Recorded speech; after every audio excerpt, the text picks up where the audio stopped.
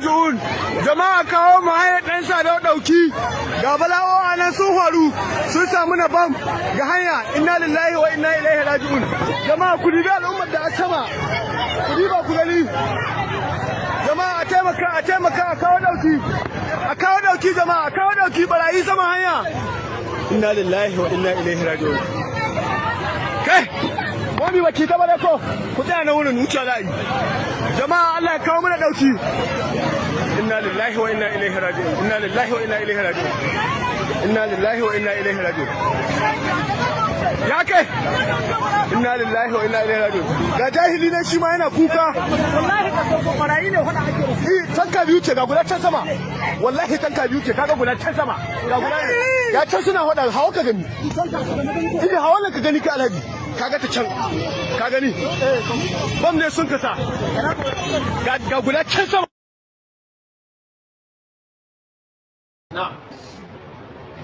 ƙarya masu cewa Amurka ta jeho bom ya tsallake ƙasashe wajen 10 ya fada a ƙauyen Tambuwal a iya fahimta ta ƙarya suke yi ban ga jami'in gwamnati da ya zo wajen bayani akan wannan ba sai bayanin cewa wai kada da me ake cewa da Hausa to kaji sai ana ce wai gwamnatin kasar Najeriya wata ce ita ma ta san za a zo suna son su hada mu rigima ne da shugabanninmu to albarka wallahi mun yarda da shugabanninmu na muslim mun yarda da majalisar dattijan Najeriya mun yarda da majalisar dokokin Najeriya mun yarda da majalisar jihohin Najeriya akan gaskiya dai waɗannan ka haɗa ƙarshen magana akan gaskiya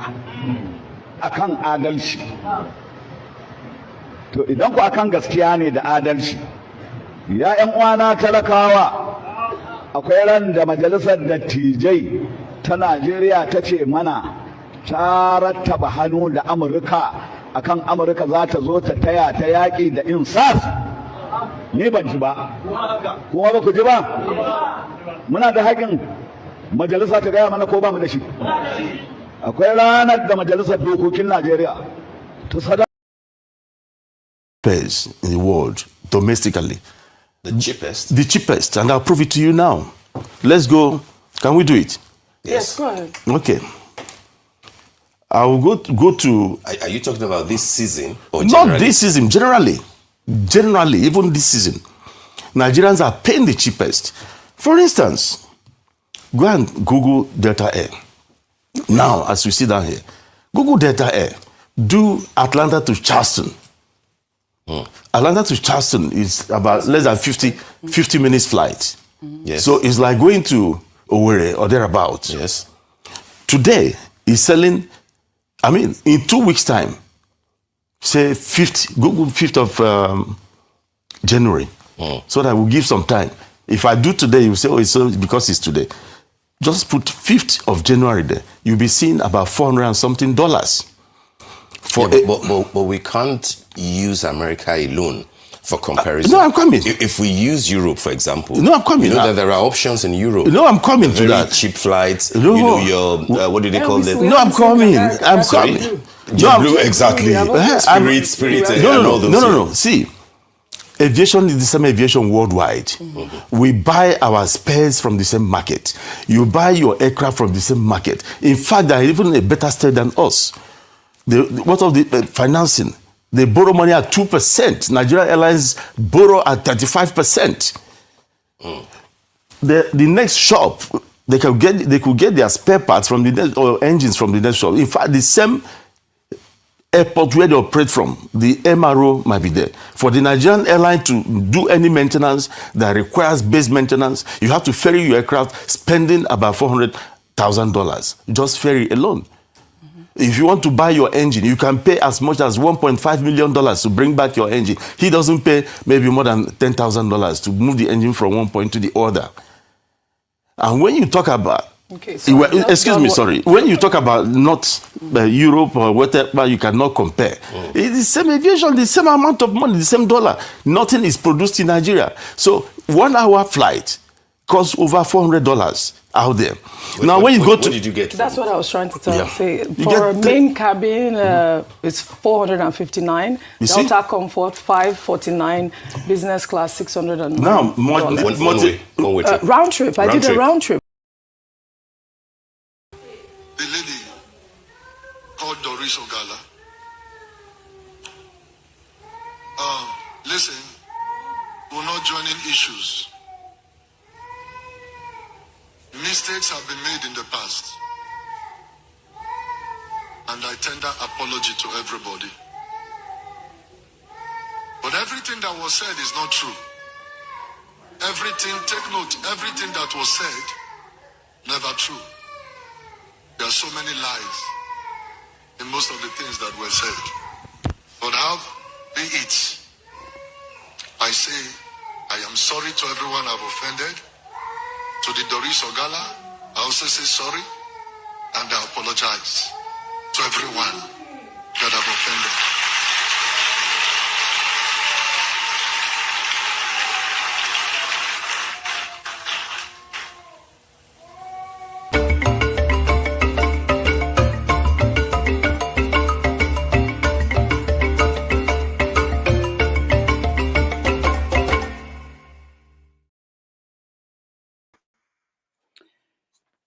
Hello, everyone. Welcome to the final episode of 90 Minutes Africa for 2025. My name is Rudolph Okonkwo. Thank you for being with us. We are glad that we all made it to this point in the year. We thank all of you for being a viewer, a participant, someone who comes to the comment section to be part of this conversation. We appreciate all of you. Again, my name is Rudolph Okonkwo, and welcome to the final edition of 90 Minutes Africa for 2025.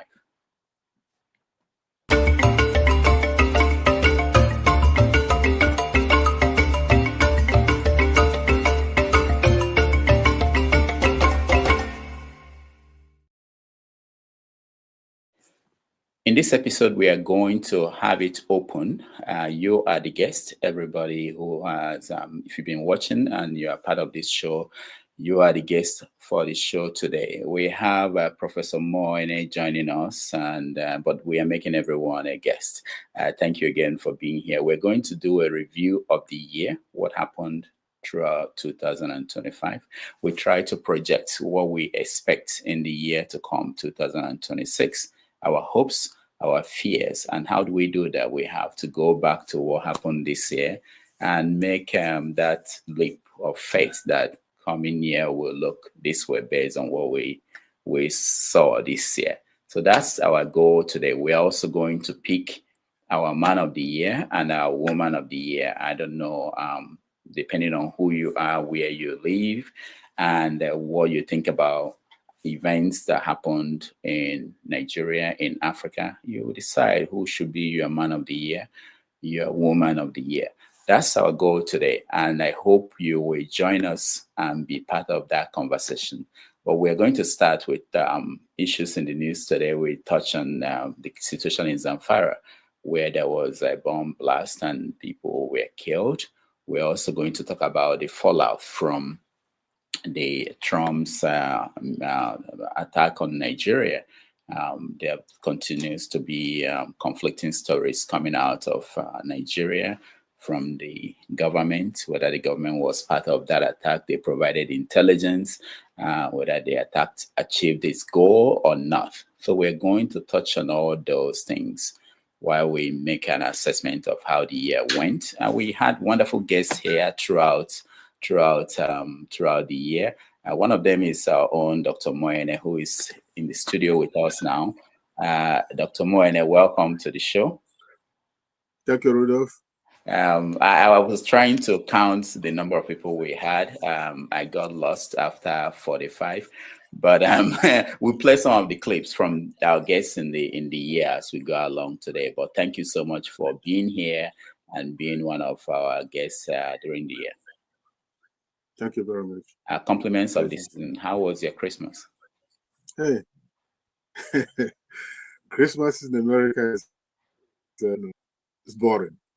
Boring. It I is. mean, if what made it boring is it that there are no masquerades? I mean, you can get some Yeah, people. you grew up in a place. If you grew up in 042, you know what I'm talking about. It's, even now, the dirty December, the 1 December in Anambra, it's the experiences we have when we're growing up.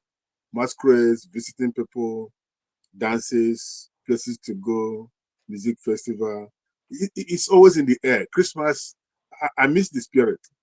Here you have the Christmas tree, friends, you eat, you drink, and watch football. It's not the same. If I didn't know any better, I would say it's fun.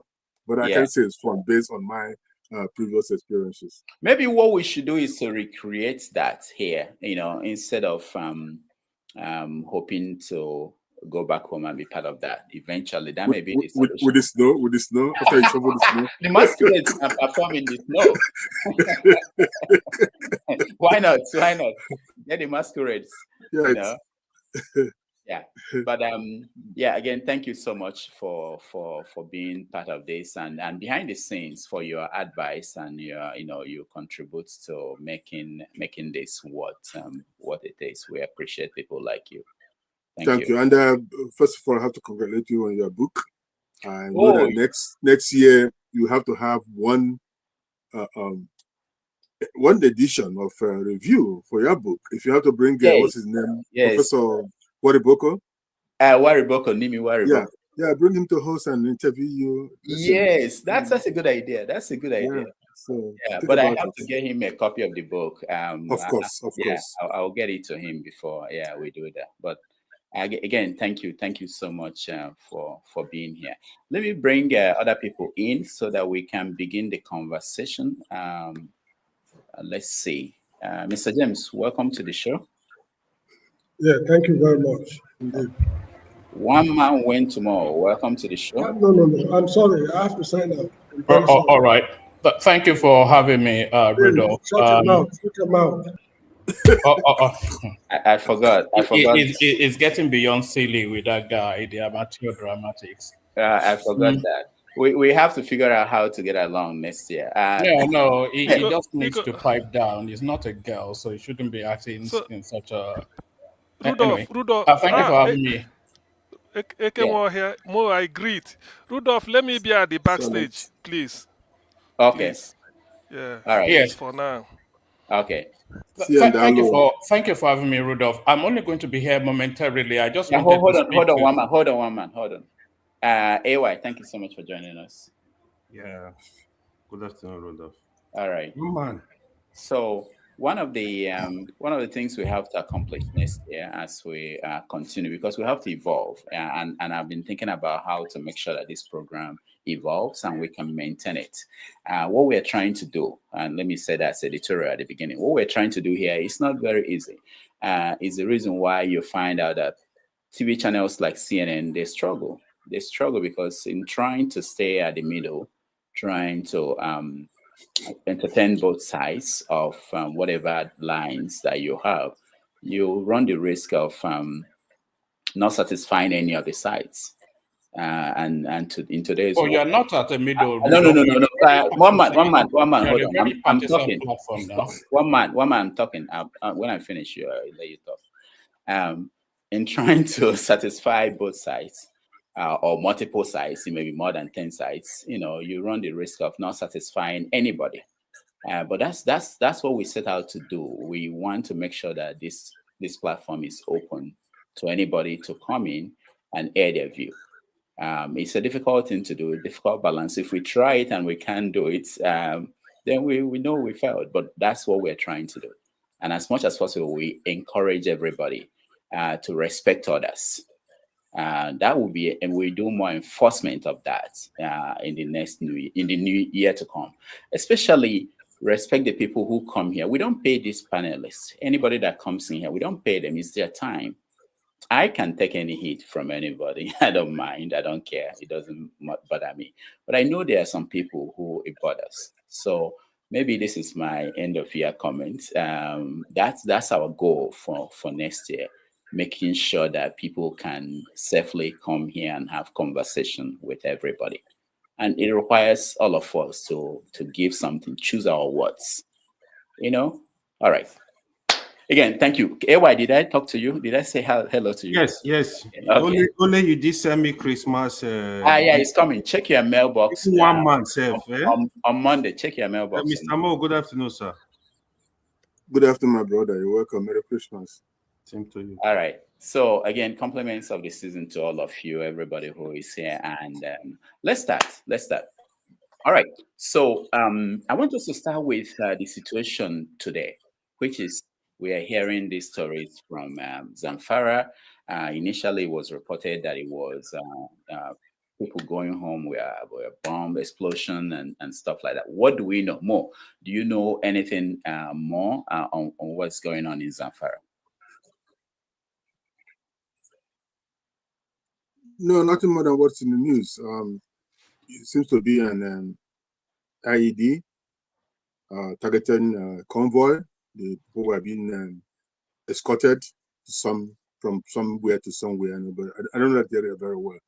So somehow the bandits, now we have a new name, the terrorists, attacked from the rear, and people died.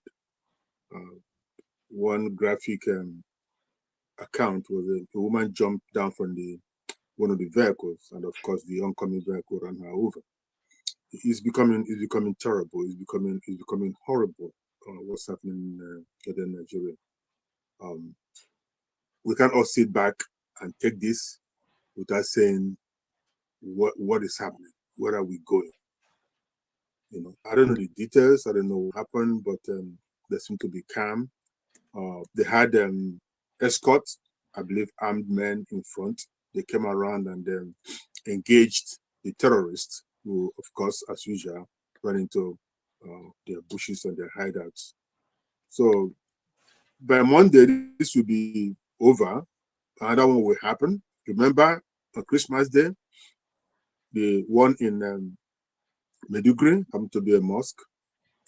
So it's no longer, trying to debate Christian genocide, Muslim genocide. People are dying. People are being kidnapped. People are being killed. We just can't continue this way.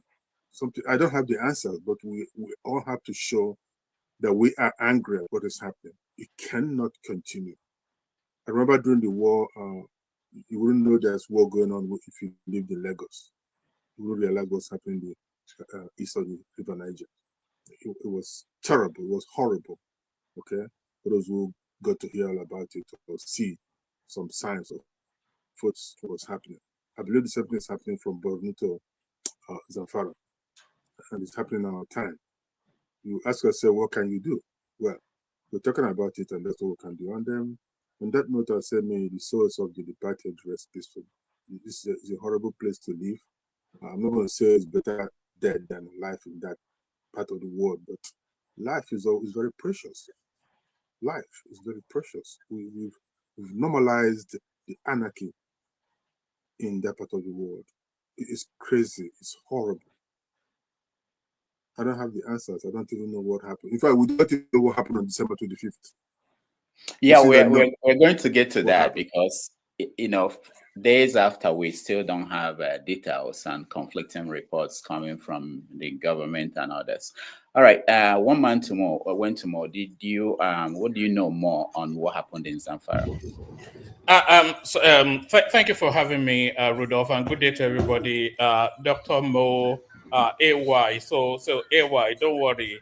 Your sapele water is on the way to wherever it is that you are. I have no. I only really came in to speak to the headline piece, and I don't really have that much of a time. So as soon as I'm able to speak, then I'll leave. But I'm not 100% of what's going on in Zamfara. We did expect some sort of response from the insurgency off the back of what the Americans did in collaboration with the Nigerian government. So whatever it is that happened, if it's from the insurgencies, that is no surprise. If it's a doubling down from the security forces, then that is well done. But either way, it doesn't come as a surprise to anybody. But really, what I came in to speak to is the man, woman of the year. So just as soon as that window opens, I'll just have my say and then I'll leave so that you can carry on. All right, thank you. AY, what do you know about Zamfara? I'm not really. I don't have the details. But what I'm gonna say is, I know there was a blast in a mosque in Meduguri a couple of days ago, and the one going on in Zamfara. That's really kind of like aligned with most of our argument where people say there is Christian genocide in the north. We try to balance this and say, no, that's not correct. What is actually correct, there is genocide against Nigeria. It's just unfortunate that the government are sleeping. They can't really identify what is really going on in the different states, in the different regions. The crisis going on in Nigeria. Yeah, there might be isolated case of religious killing. There might be isolated case of tribal killing. So these are things we need to accept. Then the government need to deal with this issue because they are serious issue. Because when people throw bomb into a public place, it does not distinguish anybody. So he just killed. So that is what we need to understand. Nigeria needs to come together and actually accept that there is crisis. There is crisis in Nigeria of insecurity. And the government needs to wake up to try to deal with this issue decisively so that Nigerians anywhere can live in peace and travel in peace. Thank you. All right. But the format of the show for me today, I wanted us to touch on issues, current issues in the news, and then look at a review of the year. And then finally, the third part will be where we pick our man or woman of the year. But I understand that one man you have to go. Maybe I will get you to weigh in on that last part. But we want to get follow this pattern. Issues in the news currently. I want us to talk about Onyema and his idea, his argument on why airfares are expensive in Nigeria, or are the cheapest according to him in Nigeria. I want to get your views on that and other issues. Tinubu is traveling, or I think he has left, or he's about to leave Nigeria for Europe for a holiday, a vacation, and I will take him to Dubai and things like that. We get on those things and then get to review of the last year. And finally, we pick our man and woman of the year. That's the format. So one man, if you're not going to hang around for that, maybe you want to come back towards the end to weigh in on your man of the year or woman of the year. It will be awkward, just to say that now when we are not discussing it, because we want to have a discussion. People will say their own, we can come to a conclusion and say this is why this is more important, Otherwise, it will be awkward to just drop it and go. Because so that's the format I have in mind for today's show. So let's move to the Americans and the missile. All right, Rudolph, let me build. I only came in for that single item, something. Okay. And I don't think we need a preamble, by the way. We all live to the year, so we don't need a preamble to land on it. But let me build, since you've set the format. I'll be listening. Thank you. All right. Thank you, woman. All right. So Mo, let me talk about help me talk about the American. What do we know about the bombing, the one that happened in Sokoto? So the way they framed it is different government officials. They came out and said, "Oh, we gave them the intelligence. We work with them. They, all those things." But do we agree to any of those ideas that they are throwing out? That's what happened. Well, you can't manufacture your facts. You have to work with what you are told. Our president, you know how he talks, so we keep that apart, okay? But he may be telling the truth. But as the commander-in-chief, he gave the order, the wedding, they've had some, they've had some flybys and watch all the shows, and they had the capability, they have the intelligence, they have everything. And they executed. So if Nigeria helped them, I'm just wondering how. But that's not the issue. The issue is Nigerian government knew that this was going to happen. I'll be surprised if the American intelligence gave them everything. and I'll tell you why. If you remember the Chibok girls rescue planned by Americans, according to sources, the plan was leaked, and before they could execute, these terrorists had masks on because they're going to use some form of gas to numb everybody and then come rescue the girls. So I'll be surprised that the American intelligence trusted Nigerian government so well that gave them the coordinates and everything. Well, again, even if you give them the coordinates, what are they going to do with it? So we don't know what happened. We only saw the explosion from, I believe, is a frigate that fired from somewhere in the Gulf. We don't even know the situation. This frigate is based in Spain, so it must have sailed down the Gulf of Guinea or to Ghana or to Accra. Nobody knows. So this is surprising. I think we are seeing a kind of decrease in the activity of journalists. I mean, if you were in Syria, somebody would be there, see what's happening, or even Iran or Iraq. But here, it's complete blackout. Well, not complete blackout, but just what the U.S. government has shown us, the explosion, not explosion, but the firing of the missile, whatever that was. So we didn't see any drones or planes. We didn't see any, apart from the reports on metal pieces picked out from the ground, people who had the explosion. So it's interesting. This might be a new era in reporting news from abroad.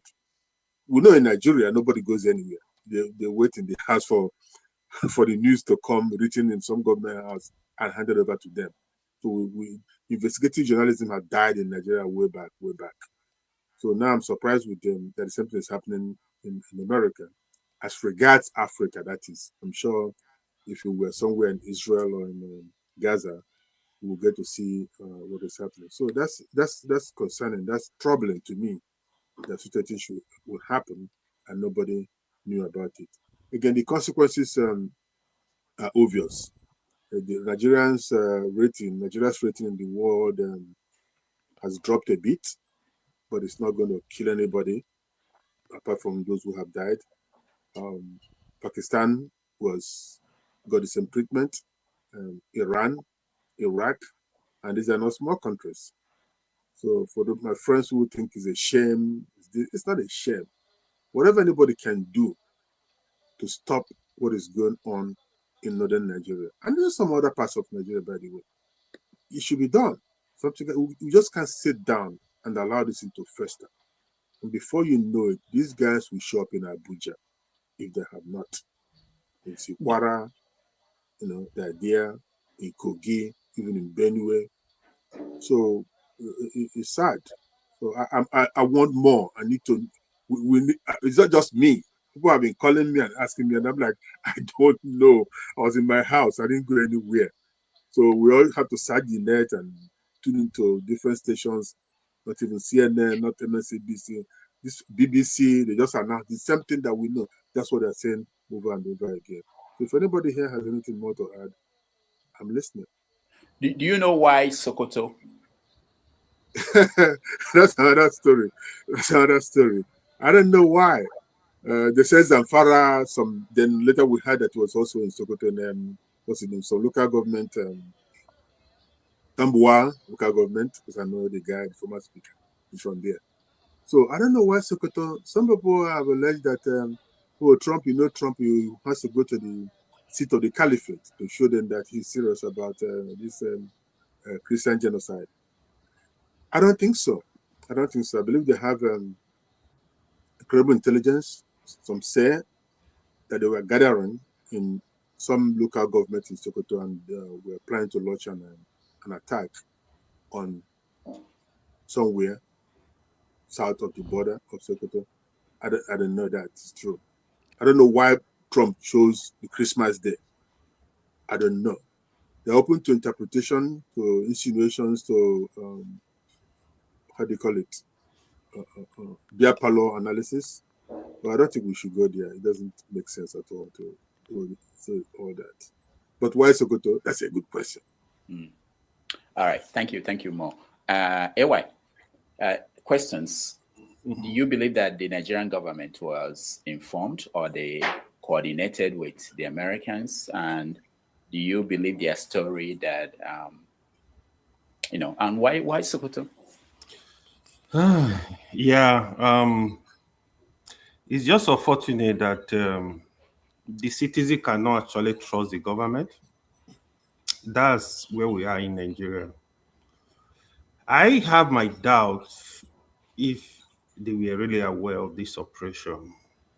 Probably if they were aware, they don't have the full information. Probably more like FYI. At some point, we're gonna do this.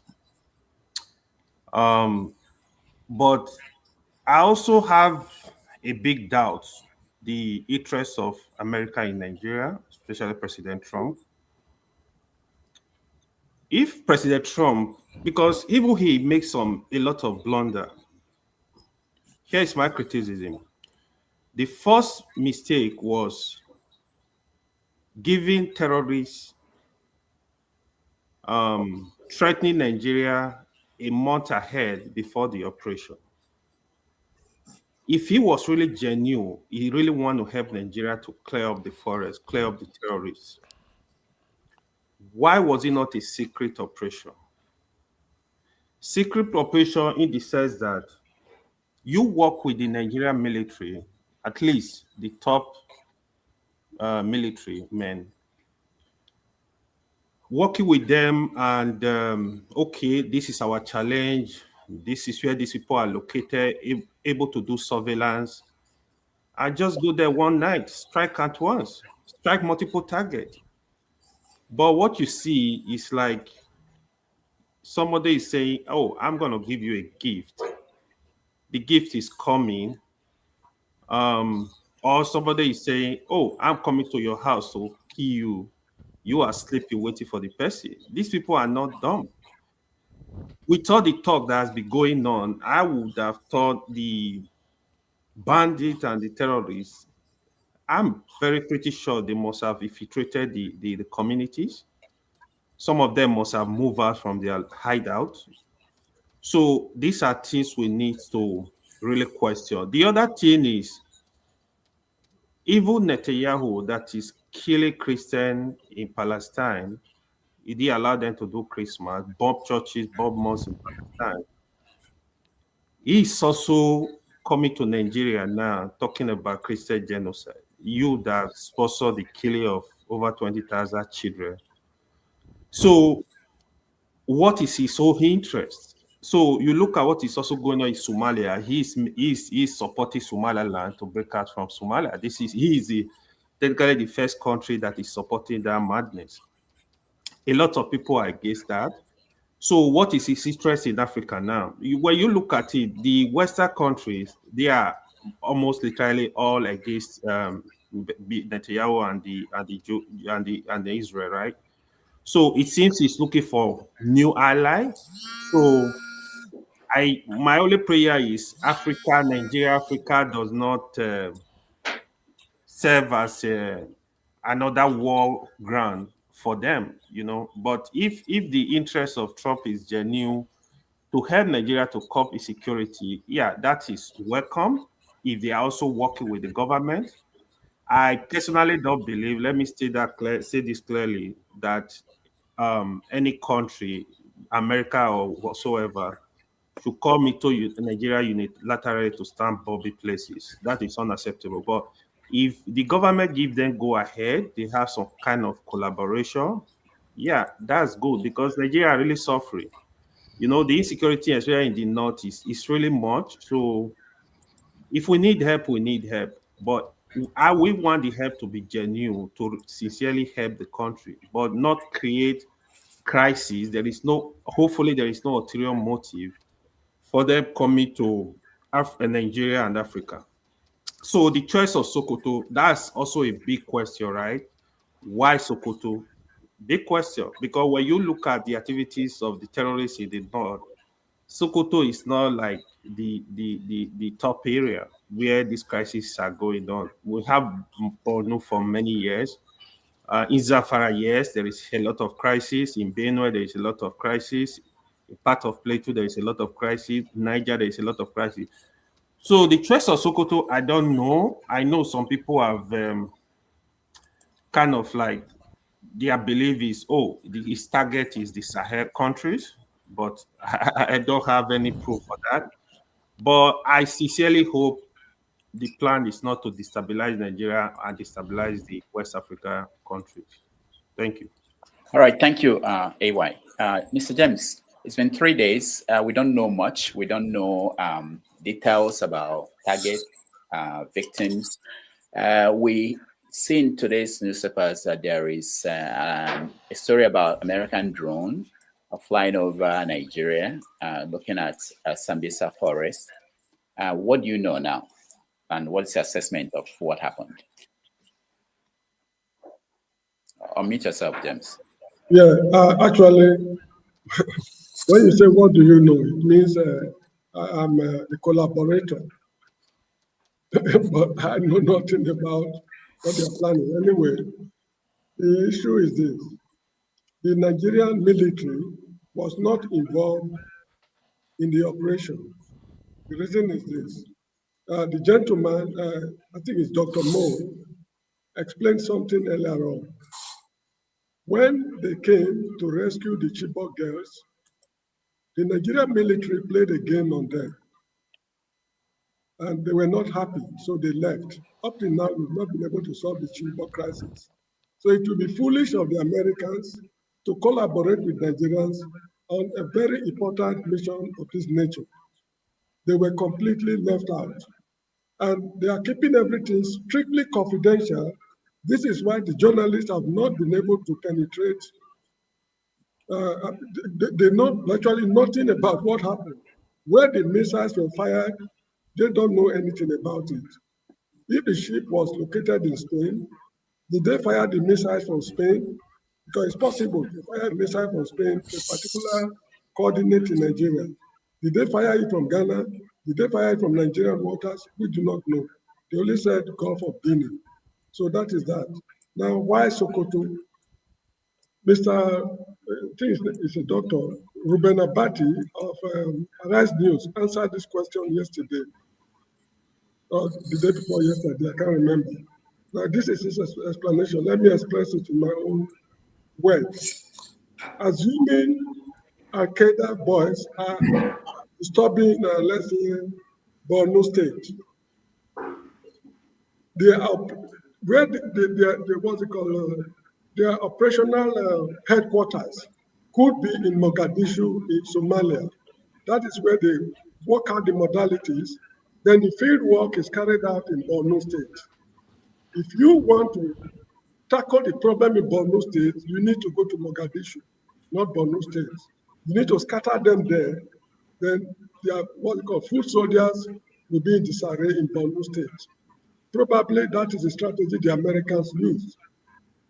It is true that Sambisa Forest is the epicenter for terrorist activities in Nigeria. But Sokoto State is also not a free zone. If you look at the photograph we saw yesterday, one of the buildings they bombed had no occupant. It was just an empty, it was an empty building. Nobody died. Nobody has come up to say, I own this house. Why did they bomb my house? Nobody was injured. Now, I want to believe, although without empirical proof, I want to believe that that very building could be their operational headquarters, which the American satellites must have picked up long ago.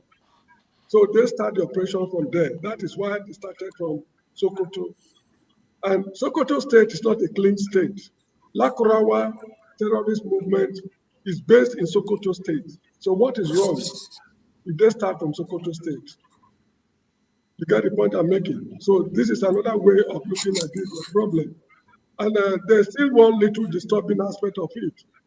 Some boys or some people in one of the states, I can't remember, Sokoto or so, They found a device that has not exploded, something like a missile that did not explode.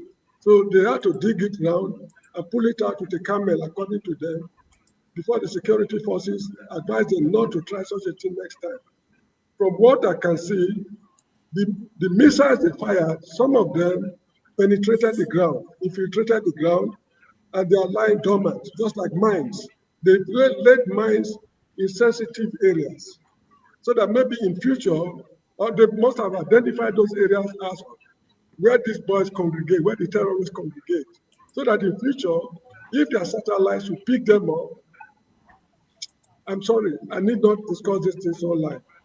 It's better I discuss it with you privately, because I remember Sunday at JVC, one of our Inspector General of Police, when he was discussing the problem of armed robbery, they asked him a question.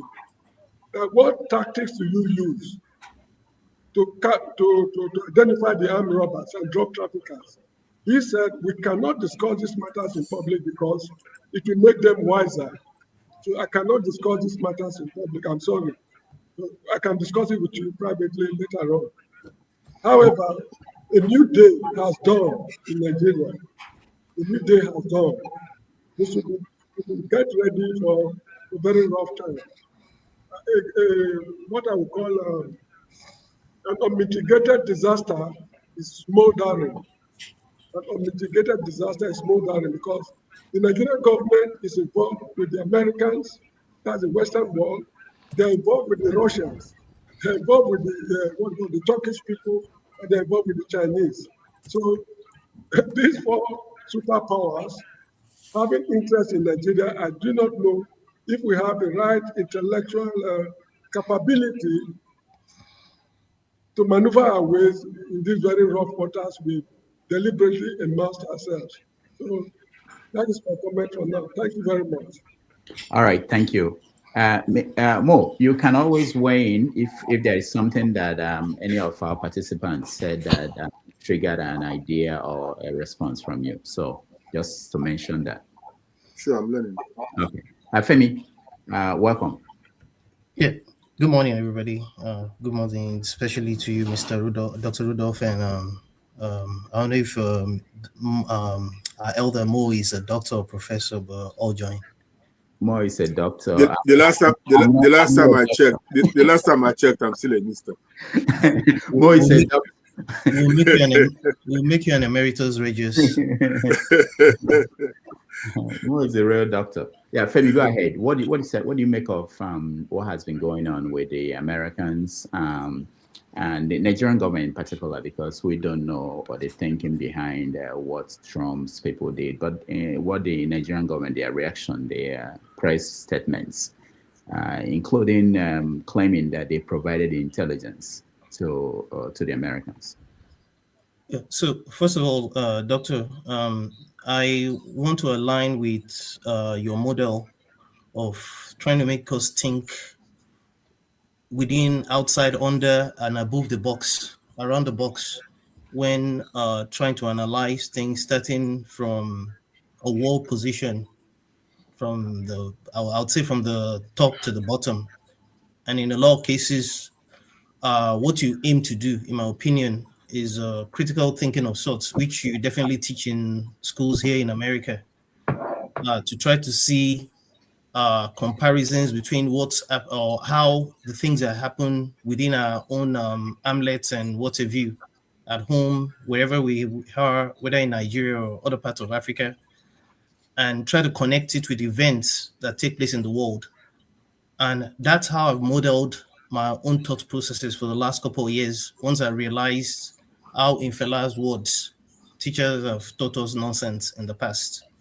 Because I continuously say, it's my opinion that we, the humans that make up this earth, especially in 2026, yes, I said so, are the actual principalities and powers. I say this to say that it's impossible not to connect what is happening amongst what is considered as the multipolar world. It's impossible to divulge it from what's happening in other parts of the world, whether within the world powers or between the world powers and what you may consider almost near non-entities, which, as far as I'm concerned, is what the likes of Nigeria is today.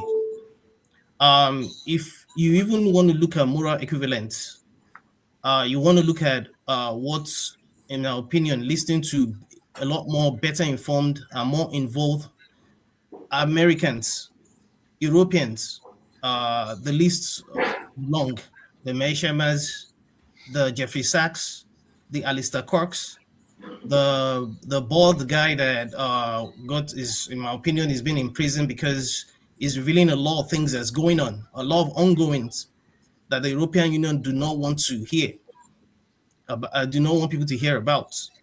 And if one continuously questions a lot of motives, there could be again. I was into this medical doctor yesterday. He said something that I always like to introspect myself, that while we may have our biases, we may have our sentiments, there's a lot that goes on that goes beyond what Dr. Mo has rightfully described as what could be our beer parlor analysis. I do not claim to be an expert, but you see, even starting from what we see going around us, those of us that are around the American side of things here, that live in America or Canada, what have you. What's happening in Venezuela requires a lot more inspection to try to even explain what's maybe going on in other parts, especially in this case, Nigeria. Because even if you go as far back as when ISIS became what it became, if you go even prior to then, a lot of events happened that led to the creation of what's it called, the forebearer of ISIS, the one that gave rise to Osama. Al-Qaeda. I'm sorry? Al-Qaeda. Right. A lot of regimes that exist even in Africa today, and even I think it was on when Dr. Forefathers was anchoring a couple of days ago. I quickly drew attention to the fact that I remember very well at the time when proper social studies and maybe to an extent history was still being taught. At least I caught a wind of it, of how DR Congo has never had a day of peace. And there's a reason for it. People can say one is speculating, but there's books that have been written about these things, even about how certain agencies that should not be mentioned have been complicit and continue to be complicit in a lot of things that goes on. People might not like this, but we've been miseducated a lot as well. And that's why I had to re-educate myself in a lot of things. And again, I listen to people that, in my opinion, know better and see even America, even Britain and Germany and France, for example. That's not to take away the role of China and even Russia. That's not taking them out of the equation. Even the guys that are aligning multifariously in the Middle East, the Saudis, the UAE, and what have you. That's not to take away the fact that they're all complicit. And of course, we still have our own local issues as well. After all, we did not bring ourselves together. All right. So Femi, round up so that we can get to the conclusion is, with what has happened recently over the Christmas break happening, like I said yesterday, I do not expect anybody to tell me Happy New Year, because a lot more crazy. Let's fasten our seatbelts and get ready for the craziest year ever, because this is just the beginning. And whilst the Nigerian government over the years are definitely complicit in all of what's going on across religious lines, across ethnic lines, just bombing is not going to solve anything, because there's other undercurrents that need to be looked into. It's not going to solve anything. That's the angle I want to attack it from. All right, thank you, Femi.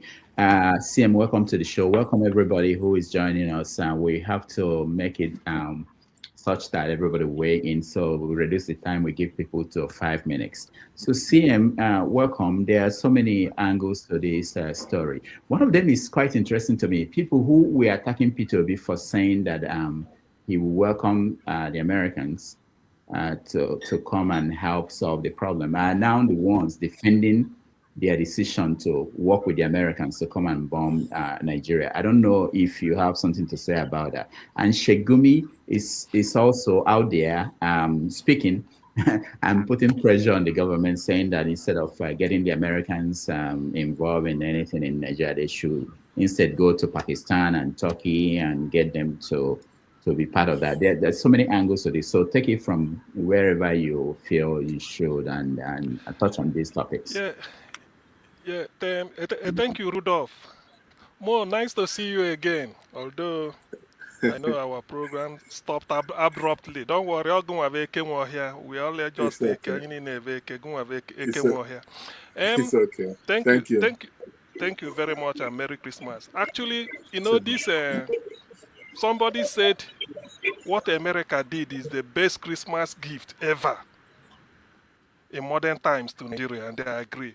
But the thing is, when Peter Obi said yes, he welcomed America to intervene, and people, anything Peter Obi, if you can't attack Nnamdi Kano, you attribute anything to IPOB. If not IPOB, Biafra. If you fail Biafra, you bring in Peter Obi. It's all the same. What Peter Obi said and what Obasanjo said, is there any difference? Obasanjo, as a former leader and a respected statesman internationally, he said, we are being killed, whether Christian or Muslim, whether north or south, east or west, big or small. We are being killed. And our government he said, seem incapable of doing anything.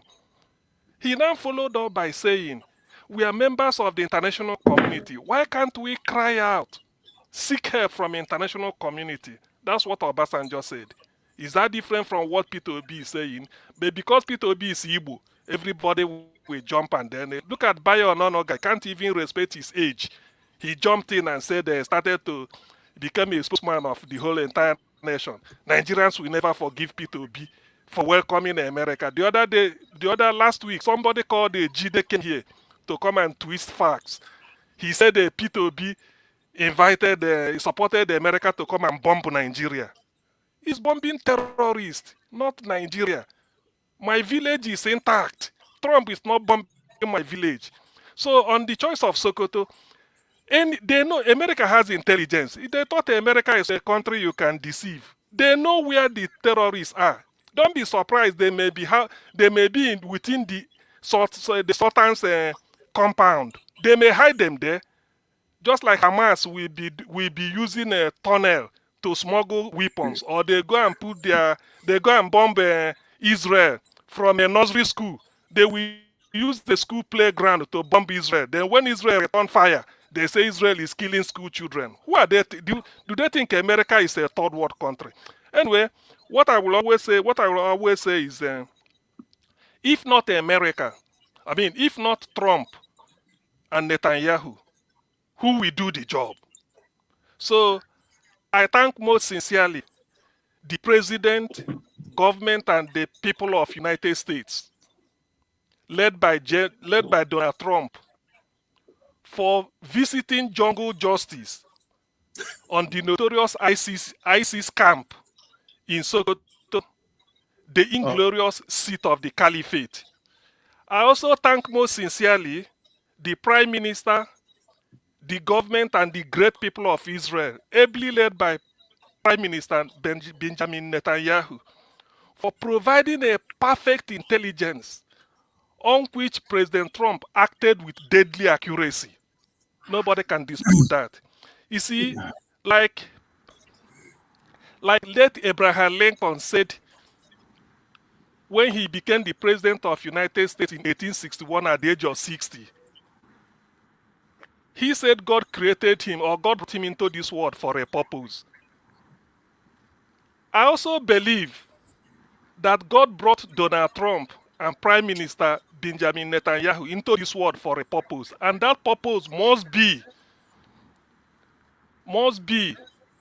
to liberate the long-suffering Nigerians from the shackles of the evil, wicked, and anachronistic Fulani irredentism and civilization. So I ask again, if not Donald Trump, if not Benjamin Benjamin Netanyahu, who will do it. Before some people will jump and start to be in the refugee camp for 1 week. But some people have been in refugee camp for years in the Middle Belt. Try and be in the refugee camp, or maybe in Nigeria, try and go to police cell and be in the police cell for 4 days.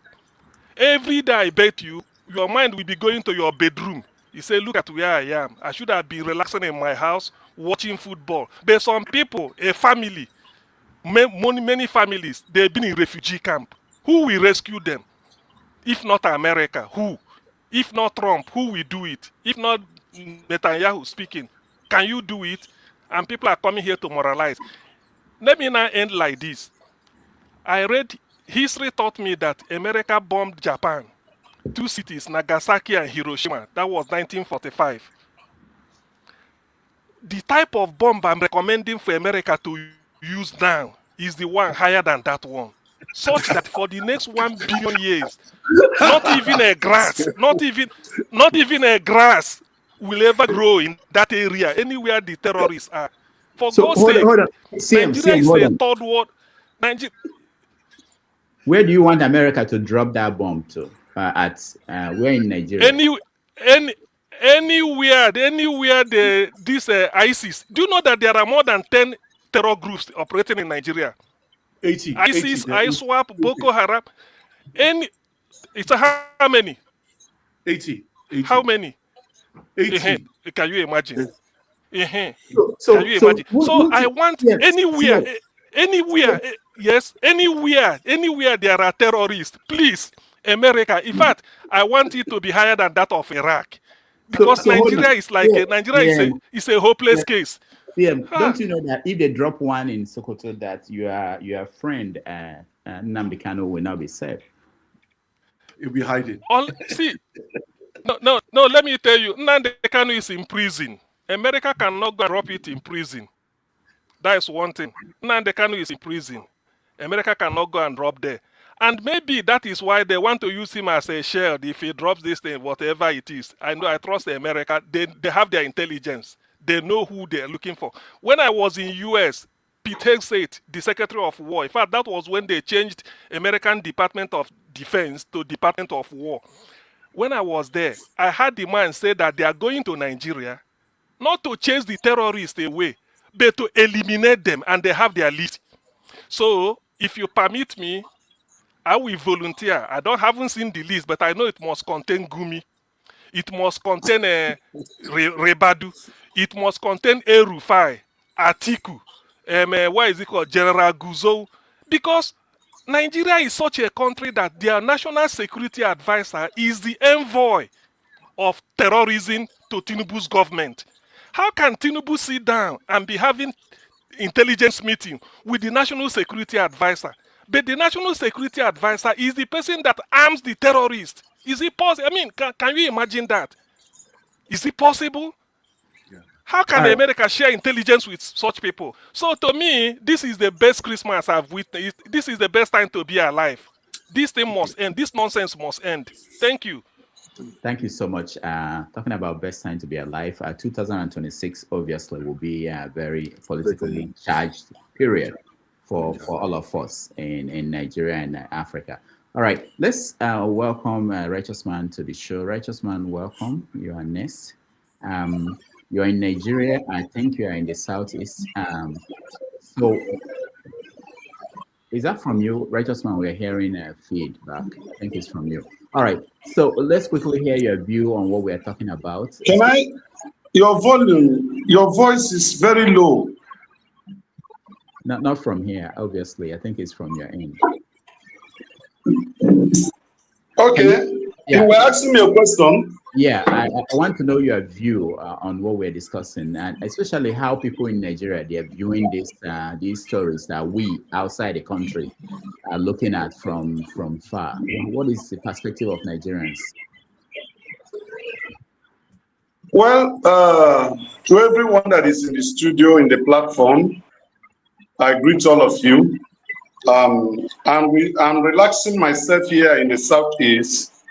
I think it's three weeks now, taking my palm wine, fresh palm wine, from the natural tree, you know.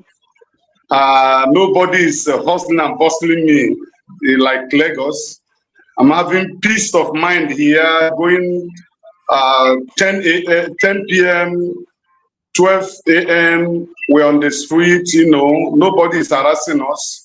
Just like I've been informing you, the insecurity in the Southeast is political. It's purely political. If there be anything like taking away people's life, it's purely political. Somebody is behind it. It's not that the people just woke up and take arms and start taking their lives. No, it's political, purely. There is pure peace in the Southeast. I can tell you that. Take it to the bank. I've gone to Abia State, Enugu, Ebonyi, Imo, and Anambra State. There was no cause for alarm. I've been to Delta, I've been to Port Harcourt, which is River State. There are no crisis, nothing. Everywhere is peaceful. The only thing you meet on the road is those on uniform that are collecting money from people. That's the only thing you see. But I think the people of the Southeast and South-South are living peacefully and doing their normal businesses, you know.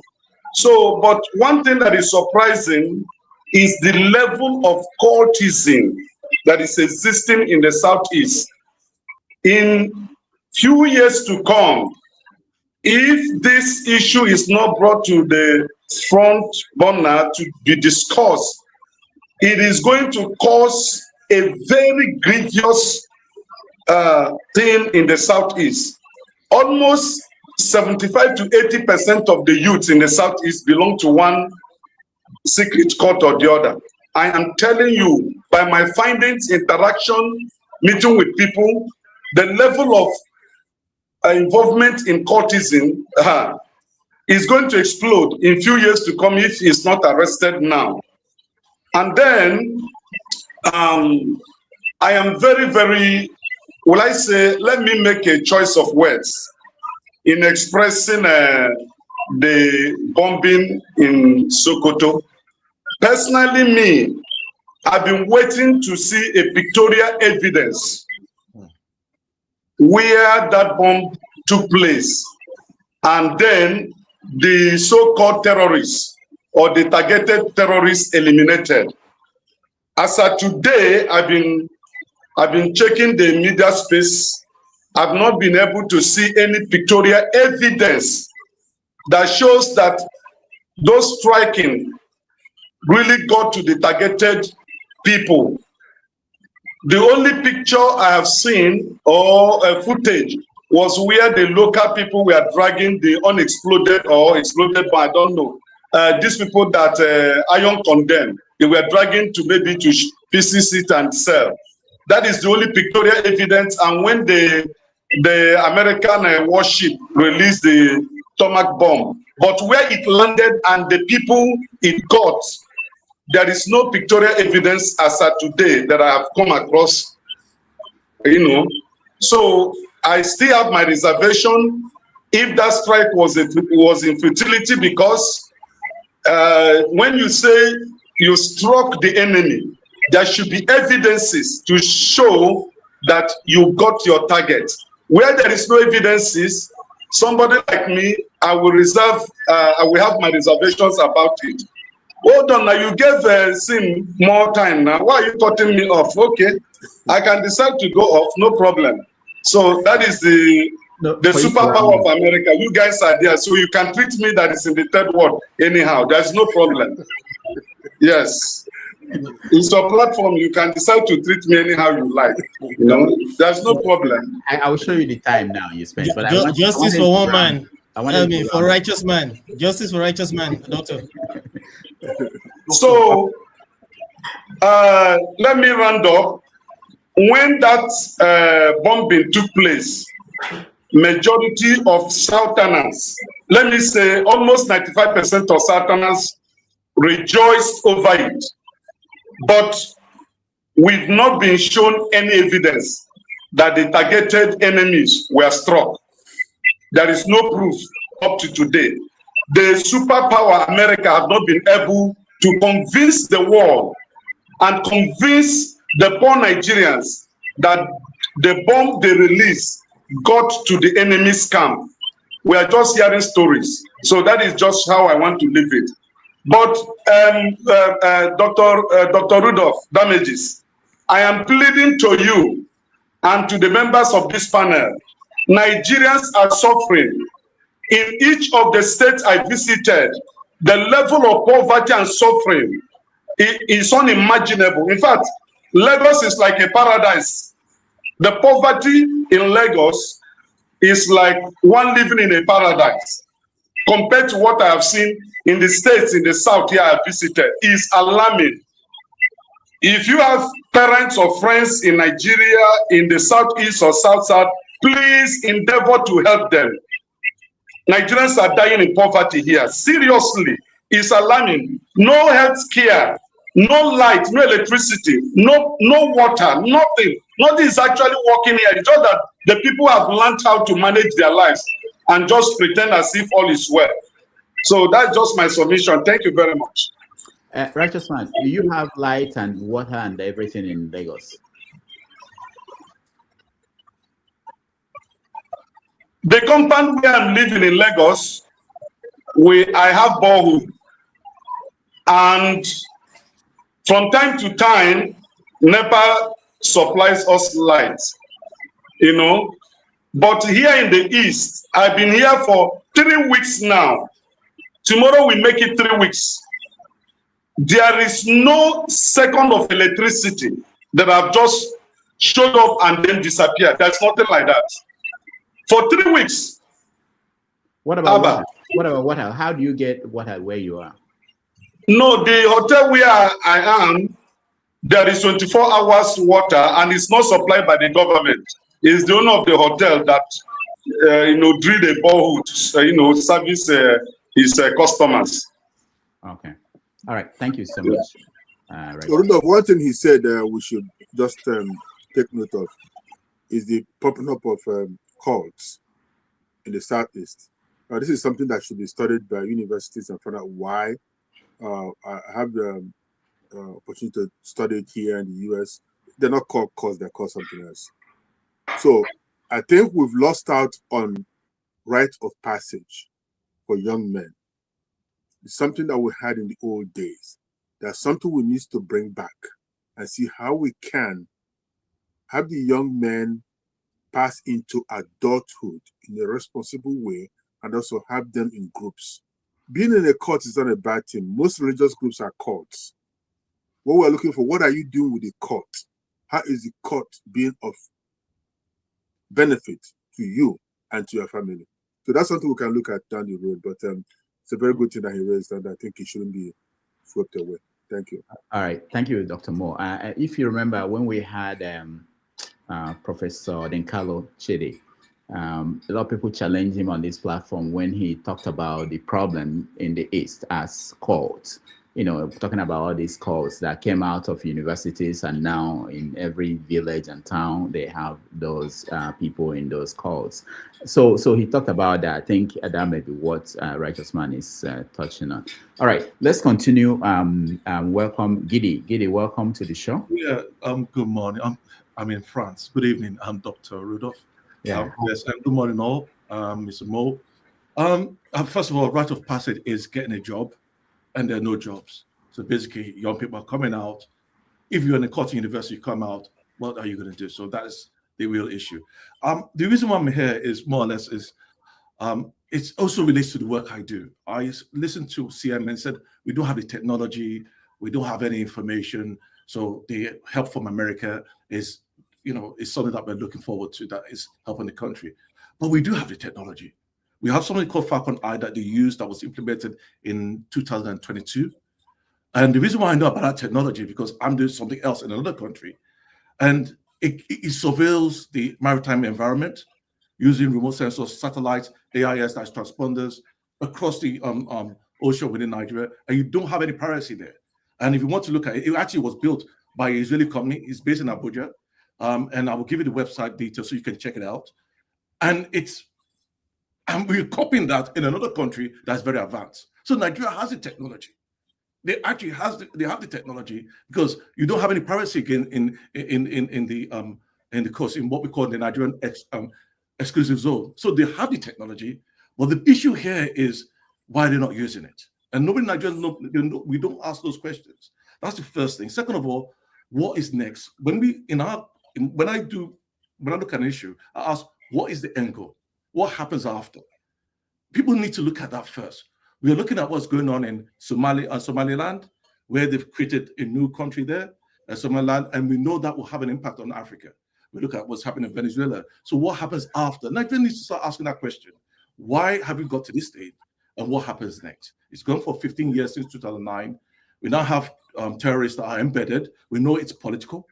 We also know that's the reason why Malami has been locked up, is that Nigerian politicians, especially in the North, use insecurity as a way of weakening the government in power. We saw it under Goodluck Jonathan. Tinubu was part of it. We're now seeing it against him. So I think what are going to be the consequences? 2026 is going to be very difficult for Nigeria. The Americans are not going to do anything. At the end of the day, Nigeria is going to be in a very difficult situation. We're going to the election. You're going to have a lot of insecurity, and then you're on your own to solve that problem out. So first, you've got the technology. You're not using it. It's called Falcon 9. Go and check it out. Falcon 9, Nigeria. You see it. It's there. It works. Other countries are copying. I'm talking about other countries. I'm talking about United Kingdom. They copied. They're using that. And you have a situation where after this event, and I support looking for help, but why didn't the American embed themselves within the Nigerian army and supply them with the resources to solve this problem? Why does it have to be them doing it? The reason being is that they're trying to impose themselves on the country. Nigeria is now at a crossroad. I don't think it will survive this, honestly, because we're going to an election where a lot of people are poor, the country's broke, and immediately after this, you will now see a reaction. That reaction is going to come from people, because it's not going to work. It's just not going to work. And just one point is that the guidance system that they found in Sokoto, they're just guidance systems from the Tomahawk. So they know where they landed. They landed on empty ground. So it was found that they found the guidance system built in 2027 from Tomahawk. So we actually know that they used Tomahawk guidance system. They just landed on empty grounds. As long as the Americans are not going to come onto the ground, all it's just going to happen is they're going to bomb some towns, some villages. We're going to conclude that they've done some work for us. We're going to try and do something else after. And at the end of the day, we're going to be left in a very negative situation. So the end goal is, what happens next? Let's ask that question. What happens next? And I think Nigeria should be asking that question, because America is not there to help us. It's their own interest. They don't care about the Christians. They don't even want them us in their country. So what happens next? That's where we should be asking. That's the question we're asking. Thank you very much for giving me at least 5 minutes. And thank you, Gidi. I have one more question for you. Here in the US, beginning to question why Nigeria, why did they drop this bomb in Nigeria? What is America doing? More than anything else, they're paying attention. It's on the front page of newspapers here. Wall Street Journal, every paper reported what happened, because the picture of their own bomb is out there. So I'm trying to find out, French people, this relationship between our president, Tinubu, and Macron, or maybe, do they feel, what do they think about that, about this new friendship with Nigeria? Do they? Well, first and foremost, I'm not French. I come from England. I'm living in France. We've got family here for the holiday. I'm going back next week. Oh, okay. Yeah, but one thing there is that we all know that Tinubu is a businessman. Chagori family is in France, and he's like the business engagement. Tinubu is running a business. His job is a business, you understand? And let's be frank, if we had politicians from the opposition that were very professional, they should be looking at this as in government coming together to solve this problem. But everybody's out there looking for their own interests. And that's one of the reasons why, when I look at Tinubu, I do agree with some of his policies. You need those kind of policies, removing taxes. But he's a businessman. He has to make money. The other guys are here to make money. It's a business. And that's where Nigeria is. And I think at the end of the day, he comes to France to come and work with the Chagori, and that road that they're building, that is more or less just like Lagos, where they're going to be collecting money for another 50 years. So I think nothing good is going to come out of this government in the long run. I know that, because you don't need a rocket science to know that. They are not going to take out these terrorists because they don't want to, because he wants to win the next election. That's my opinion. The technology is there. And I'll be frank with you, the reason why I can tell you technology, because I work on that similar technology. Built by a Israeli guy, we copied it. you can use that same maritime technology that you survey the whole, you can use it within Nigeria itself. You use satellite, you got 6 of them, and use radars, X-rays. Exactly what they have is what we're building here in UK, everything. That's what they're building. So if we're using the same satellite to monitor our own a more advanced country like in UK, why are they not doing that in Nigeria? It costs only £224 million. It was done by Buhari's government. It's because they don't want to, and because there are people that have investment in it, and that's it. So that's why you have all the. So bringing America to come and solve a problem that the Nigerian government can solve, can easily solve. And I want to advise you to go to the website. Let me read it out for you. If you want to go and check it out. Go to rtc-ltd.com, and it's the Operation Intelligence, and that is on the maritime. The same thing we use on site. So it just basically highlights that they don't have they have the technology. It's remote. We call it remote sensing. They have the technology. Rudolph, let me also add a footnote to what Mr. Giddy, and thank you so much, Mr. Giddy, for this.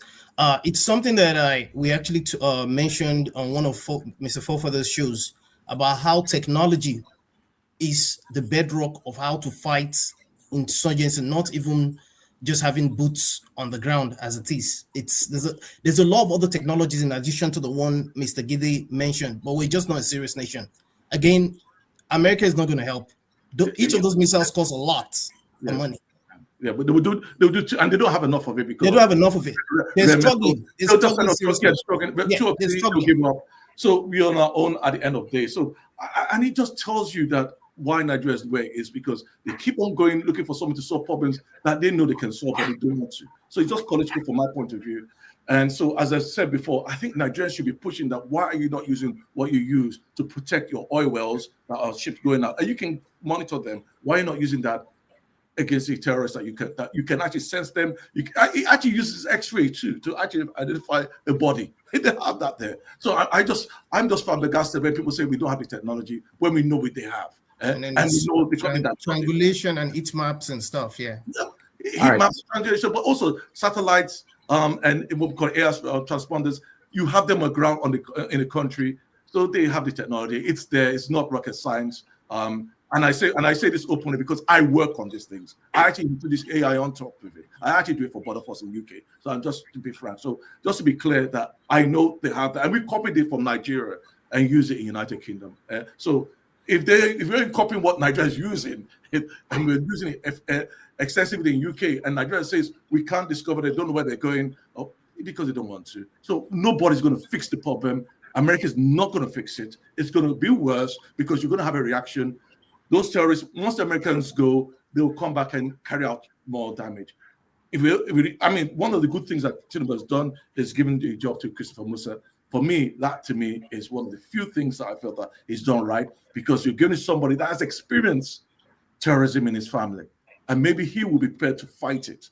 That is, because there's just so many rubbish in Tinubu's government. The kind of guys that put in security are just not up to it. They're not interested. They're politicians. But that is one of the few things he's done. I think he needs to replace that NSA man, because I feel that he's just another politician there. He's not up to the job. For the last 2 years, always telling us a different story. He needs to be replaced. I think that's where we need to be fighting for. And I think that's where, and the point you made about Peter Obi saying that, and Obasanjo saying that they welcome intervention. I welcome intervention. I do. I'm not a fool. I welcome intervention because you gain a lot of knowledge from other people. But I welcome intervention not the way it's going. I welcome intervention where they coming to work with the Nigerian government in Nigeria so that they can build knowledge and do it themselves. Or you can actually identify that they don't want to do the job in the first place, and you can call it out.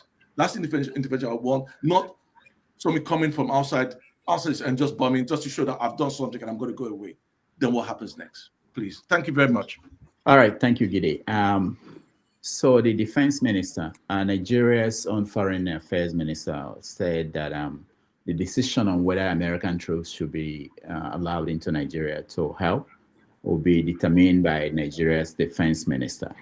Forefathers, welcome to the show. I'm sure you are enjoying these stories playing out in Nigeria. What is your take on the direction of things? Greetings, Dr. Damages. Thank you for having me. And special greetings to Professor Mo. Thank you for joining us today. Greetings to all the panelists, and including Draculas and the Van Helsing. It's all right. and the chat and to the viewers. I think I would like to touch on the point Gilly made about why did America have to step in.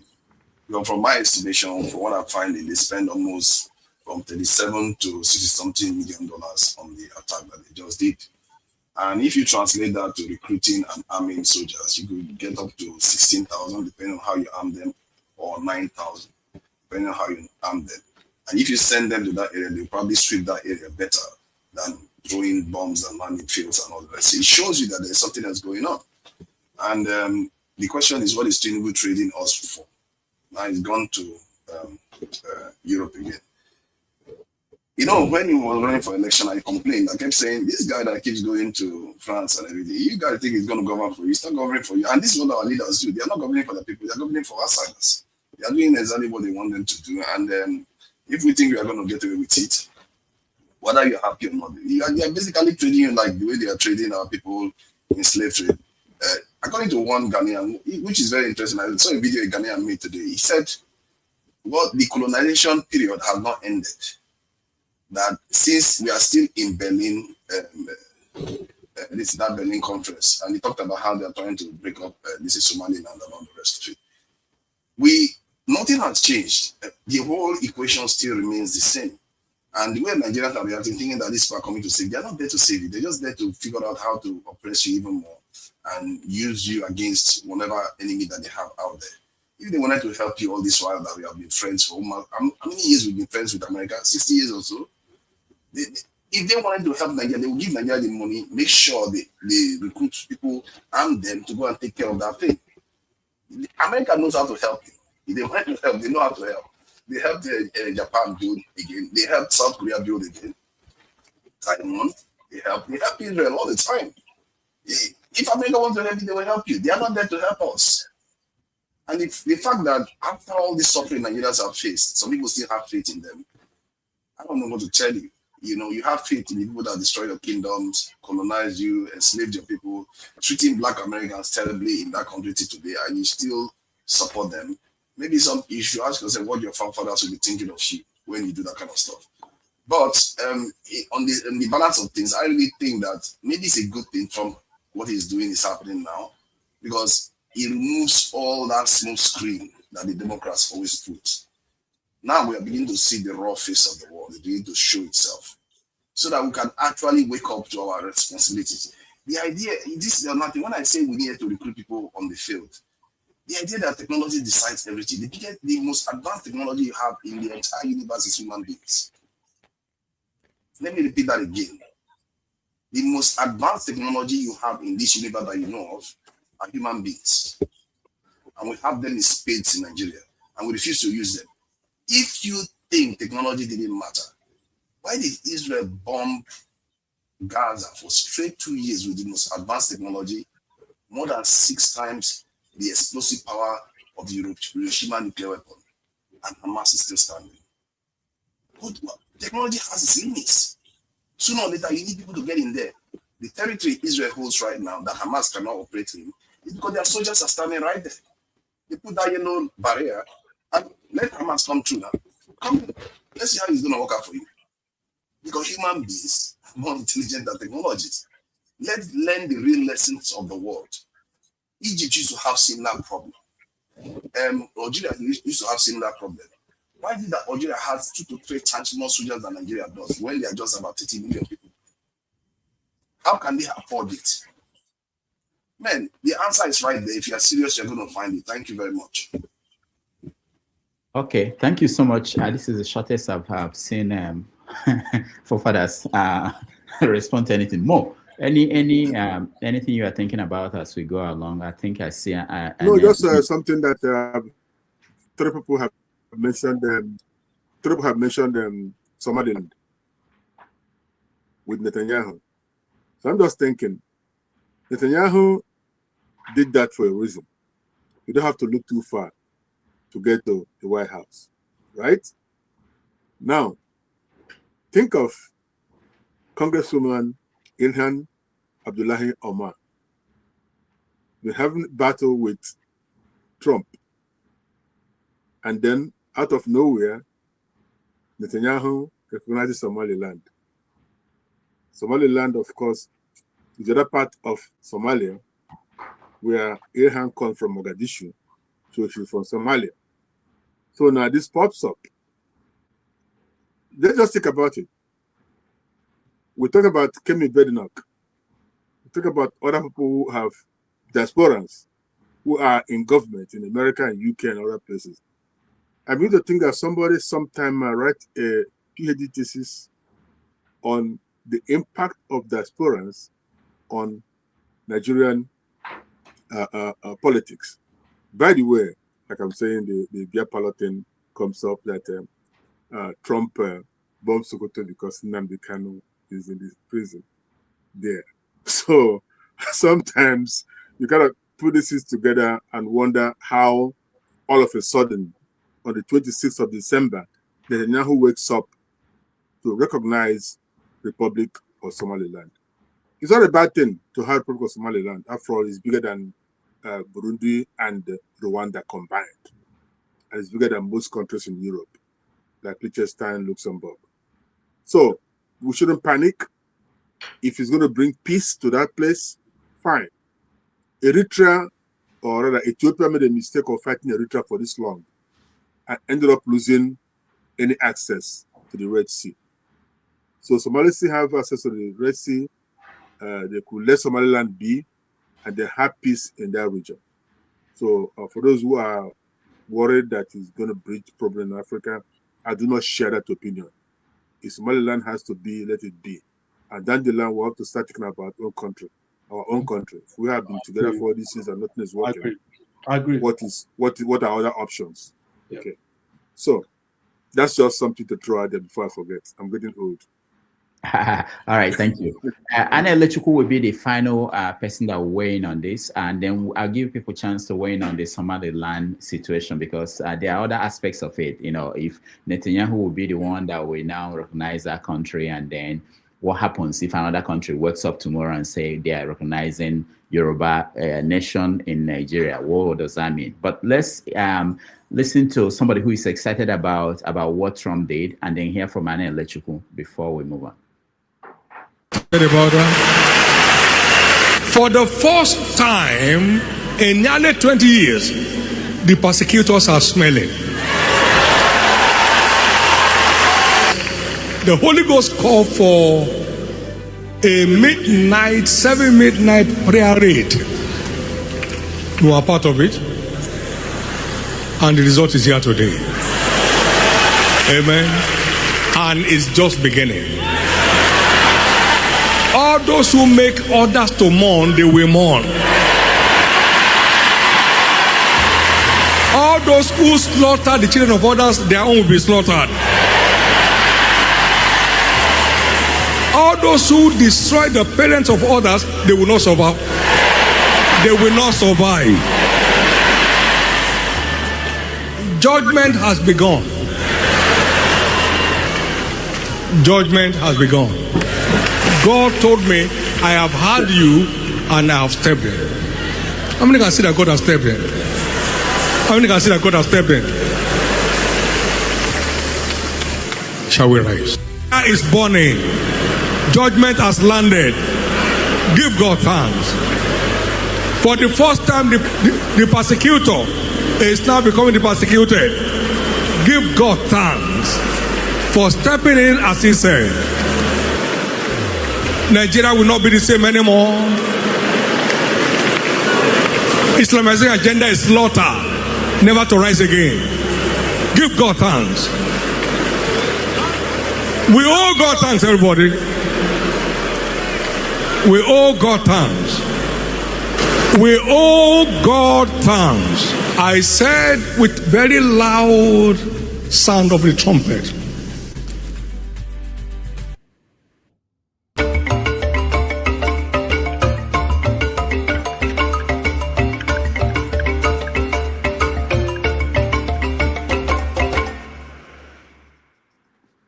All right, welcome back, everybody. Thank you so much for being here. We are going to get the opinion of Anna Electrical and the flagship, and then we move on to the next topic, which will be Somaliland.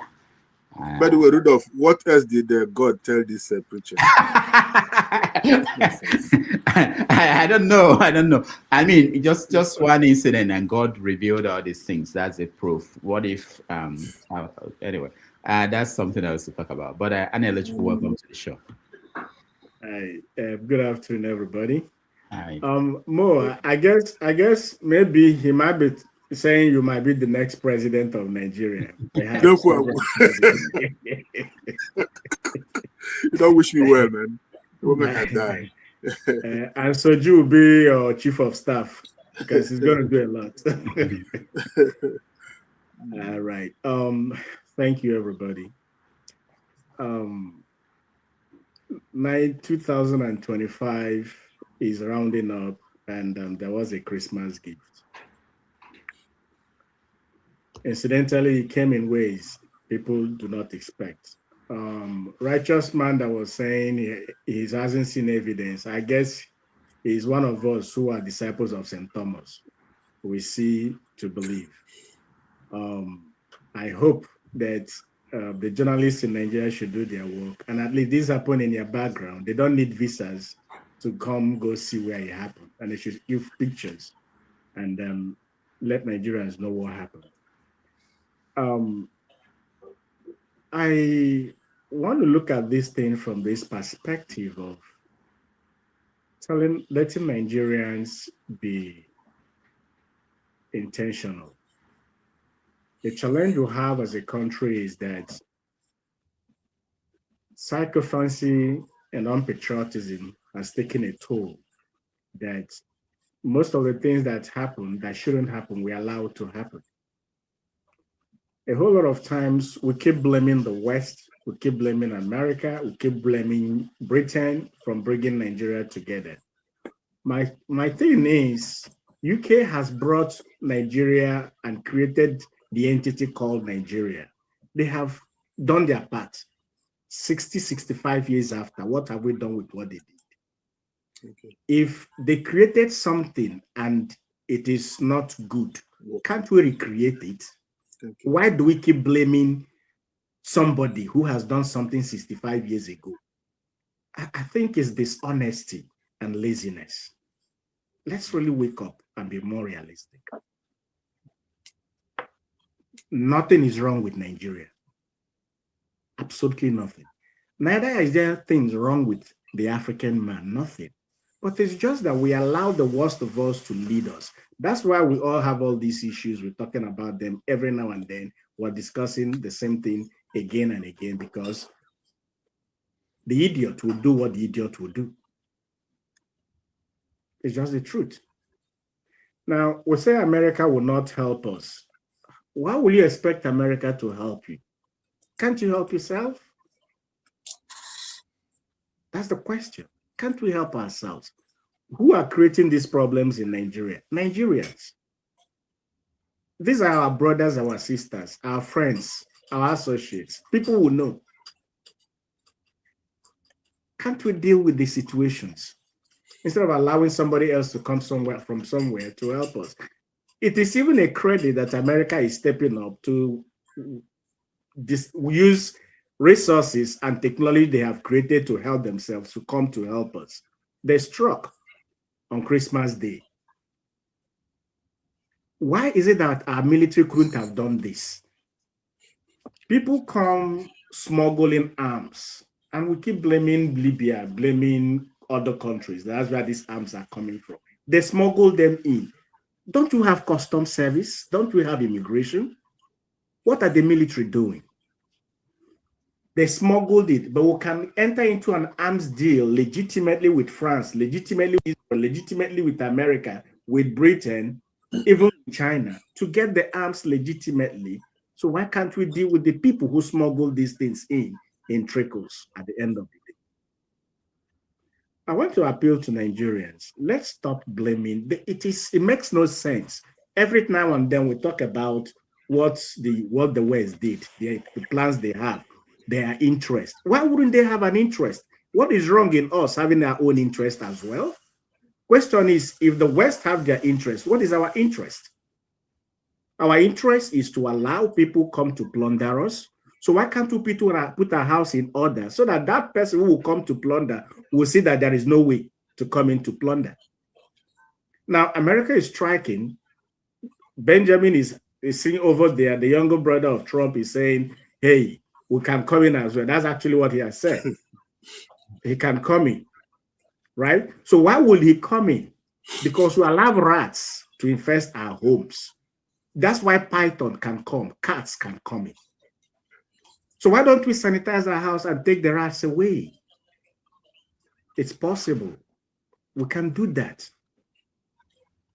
You know, so I want to ask Nigerians, it doesn't matter where you are. There was a moment I kind of like think about it. When Ramaphosa came to visit Trump at the White House, he came with, you know, a bunch of blacks and a bunch of white South Africans.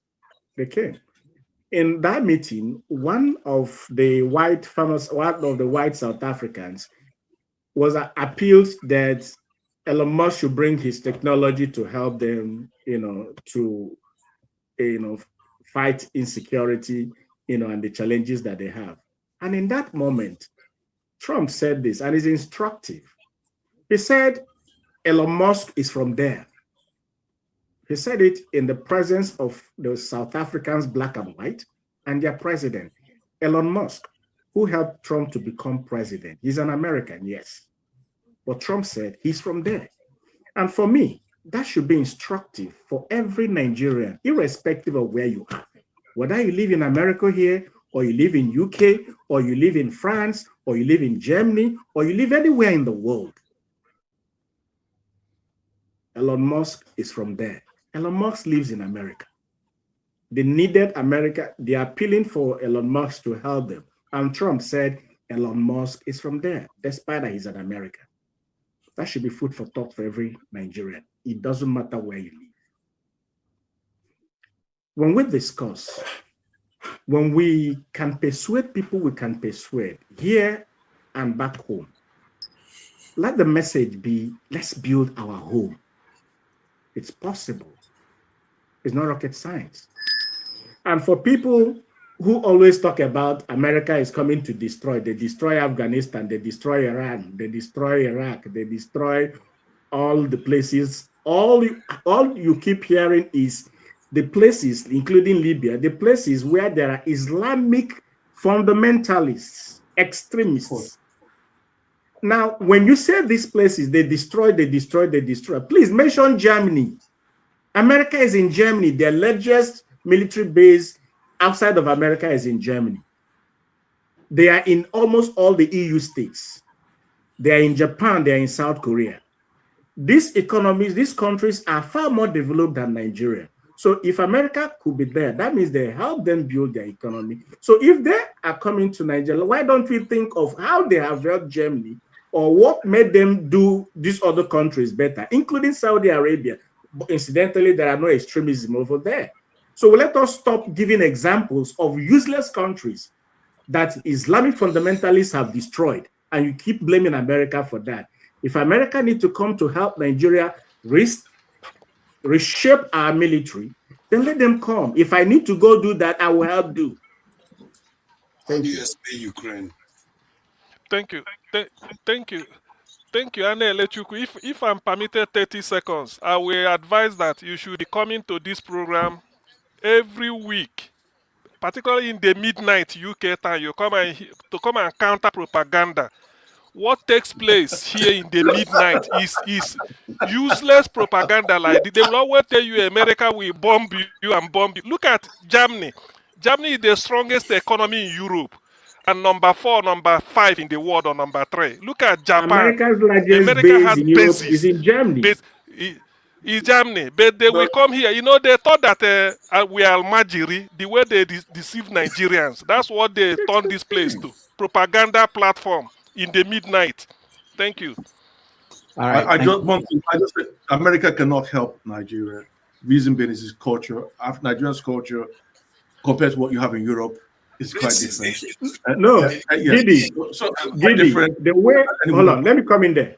The way America can help Nigeria is when good heads like you chase the bad heads that are leading Nigeria is in place. And that's what you and I can do. That's what they will do. All right. Thank you, Annie Electrical. Let's move on. The flagship. Welcome. Thank you, Rudolph, and good morning to everybody here on the panel, and compliments of the season. Thank you. I want to say thanks again to forgive me. Thank you so much. I really appreciate your submission. I read a tweet from the Minister of Aviation yesterday, I think, and in his tweet he said, "It would be foolish for a man whose house is burning down to sit down and be talking logic, reasoning, and policies, and try to challenge his neighbor or a friend or someone down the street that has a fire extinguisher to put out that flame to save his home." And I responded back to him, even though as much as I criticize him, that's some truth, live truth that he has said. You see, our nation, Nigeria, has been long due for a reset button. And since we have failed to push that reset button, I don't think it's out of place if someone else comes to do it for us. We did it to Benin Republic not long ago. So for those of us who think that the America's intervention is here to do us bad when we have been sitting down and counting bodies almost every day, is sickening to imagine. If for anything, or take out resources that a lot of these propagandists are talking about, if you are not tired of seeing blood on the streets in Nigeria, innocent blood, kids, pregnant women cut open with babies taken out of their wombs, mutilated bodies on the street of people that are defenseless, if you are not tired of it, the folks in the West are tired of it. And something has to be done, because if you keep quiet, it's only a matter of time. And that kind of way of life might begin to penetrate into their own societies. And they will not allow that. You saw what happened in Australia not long ago. If you put Rudolph in a boxing ring with Anthony Joshua, and you tie Rudolph's hand to his back, and maybe tie him to one end of the ring, and ring the bell, and ask him to fight Anthony Joshua, I think it'll be a stupid match to see people cheer and feel good and talk about boxing rules and policies while Rudolph is being... Wait, the flagship. How much are they paying me for this fight? Not a shishi. I'm telling you, nothing at all. Yeah, we are quick to compare Israel and Gaza and Palestine, but we forget to know that those folks had a chance to fight. They had support from other people. The average Nigerians that are being massacred on a daily basis that we all see on our screens, here on our radio stations, are defenseless. I don't care what religion or side they belong to. They are defenseless. They can't fight. They don't have nothing to defend themselves with. So if Trump and the US decide to come in and throw bombs on our land, forget that it landed on a field somewhere. Let that be a warning sign to those who are perpetrating this nonsense. It's a single tweet that sent the entire nation and its presidency and every part of it scrambling like rats running out of holes. Let them come do it for us. We need to have a reset and then come back to the table and talk about what the gentleman Giddy said, which I share one of his submissions. The conversation of what next happens.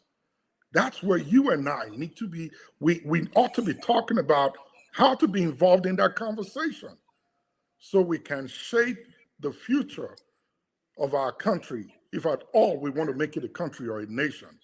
And if we choose not to make it a nation, let's go our separate ways. Many other nations are doing it. And they're peaceful. The EU is called EU for a reason. The US is called the US for a reason. The Emirates in the Middle East is called the same for a reason. But there's one common word amongst all of them, though different countries, but they're all united. They don't have to be having the same government or do things the same way, but they are united. So if we have to split to live peacefully but still work together, let's make that happen.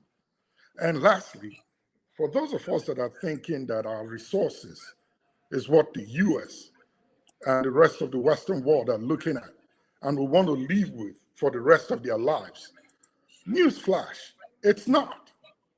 As you and I speak, they are looking way beyond that.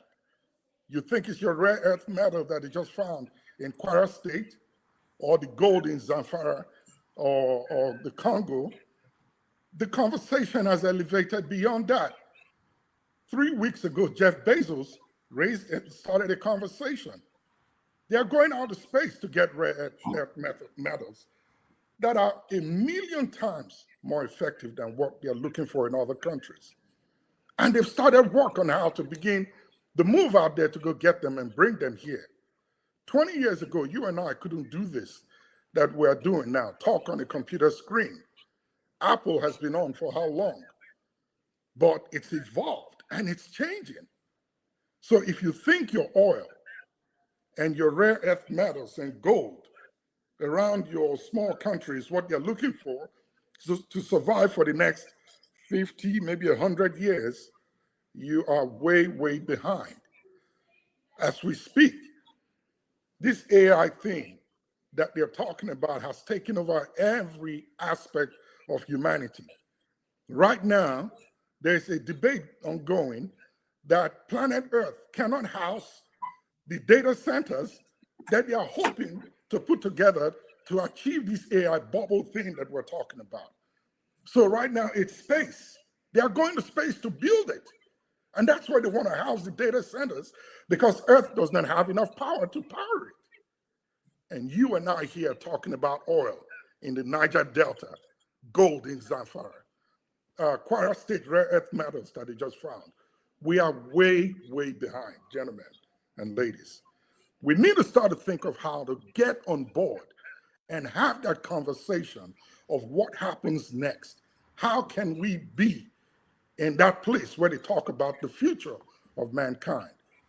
20 years is too far for them to take over and for your rare earth metals to be exhausted.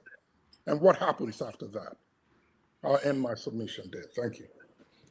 All right. Thank you so much, the flagship. And I see Tony joined us a few minutes ago. Tony, I will bring you up. But before then, let me just point out something that the flagship mentioned about tomorrow, what's happening tomorrow, what's going to happen with AI and the new world that we're facing.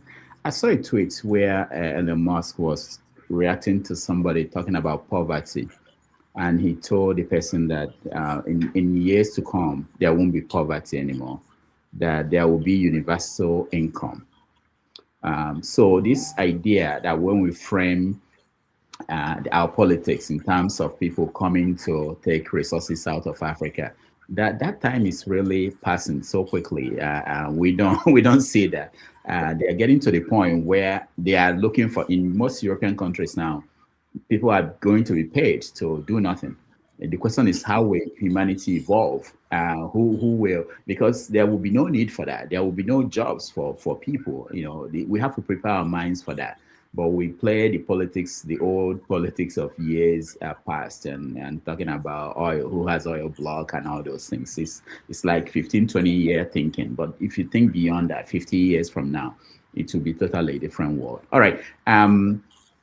Yeah, we get 2020. You came in late, but I will let that slide today. Once we say we are cutting off, we move on to the next year.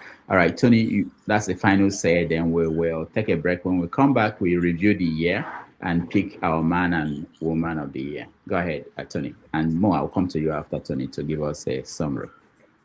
Good afternoon, Doctor. Thank you very much. I'm sorry I came in late. The issue you raised is quite interesting. Let's see. Greetings to everybody on the platform and those who are viewing. Yes, with respect to Nigeria, I think I personally have lost hope in Nigeria. I used to have hope. I used to look up with optimism that somehow we'll get it right. But the events of the past few months, for me, have just told me that one has to be realistic. If you have people in a country who feel that it's okay for human beings to be slaughtered, and they feel that that's the kind of life they want to live, they want to be ruled by a certain they have rules for a certain section of the people and a different one for some other people within the same country. And they are not ready to face the reality that is staring them in the face. So I think the best thing is you don't force anybody to remain with you and take that rubbish or that nonsense. So for me, what I see is let those who want insurgency, those who want Sharia, those who want killings, those who want that kind of atmosphere, live with it. And let those who don't want it go their own way. Because that's democracy. But you can't compel people to stay within that kind of environment and suppress them. And you will not let them express themselves and we believe we're in the same country. No, that's not a country. I mean, it just reflects the thing that Chinua Achebe wrote in his book, there was a country. If you look back many years ago, Professor Wole Soyinka said that this is a wasted generation. And I think he was right to describe this generation as wasted. The reality on the ground is the issues that Nigeria is facing today are quite clear to everybody. We know the reasons, we know the problem, and yet we are not ready to confront it. And you can't continue to do the same wrong thing and expect a different result. So I think for me, I think that we have come to a stage where we would say, listen, we have to renegotiate this entire concept of nationhood. After all, if you go from 1914 to now, the whole agreement, the basis that brought the amalgamation has expired. So it's time for us to really sit down and say, listen, we have run this thing for 100 years plus, and we're not sure this is where we're supposed to be, because the countries that we were once ahead of are far moved on ahead of us. This is not where Nigeria should be. And there's no one who's going to tell me that if even on this panel, sometimes when you listen to the discussions that we hold concerning Nigeria, or you go elsewhere and you listen to the kind of things that people spew on the platform, there's really no basis for us to continue to stay and to live as one. It's an illusion that we can never be as one. We have not been able to manage our diversity in religion, in ethnicity, and even in terms of the endowments, natural endowments that God has given to us. We have not. We have not. I can have resources that God has given to me on my land. I can't enjoy it. My land is polluted. My water is polluted. I cannot fish. I can't even to have a luxury of an oil well I can't get, but someone else who is from somewhere else is getting it. The VAT is going somewhere else. And I live in an environment where there's total darkness, and right over there, just across, there's light that never fails all over. What kind of country is that? There's no basis for us to say that we're one. If I cannot be in a country, I can't in a country where they will tell me because of my ethnicity, I can never be president. And they say it to my face. And you say that is the country. You want me to go and join the military and go and fight for that nation? Never. It won't happen. So for me, I think that all these ones were just deluding ourselves. The point is that this is not a country. There's so many nations in Nigeria. It is time for us to sit down and say, who wants to go? Let the person go. And let everybody develop the way he wants. And let's see what happens. That's my submission. Thank you. All right, thank you, Tony. I appreciate that. Before I get more in, let me mention that there's super chat from Show.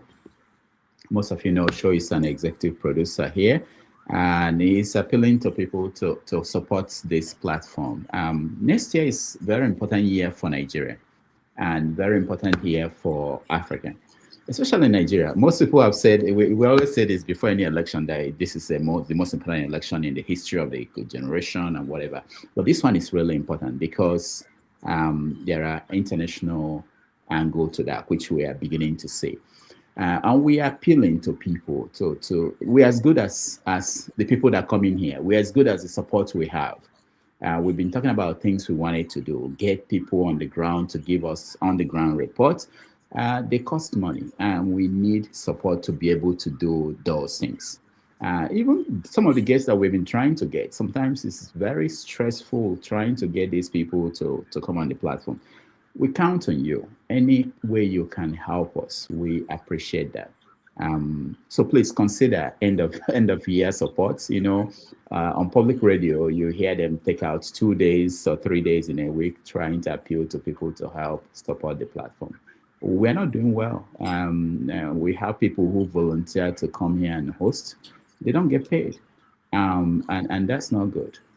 We have people on the ground who are helping us, working on things. And so I don't like doing this. I wish I don't have to ever say this, pause the program to appeal to people to support. But if you can, please do.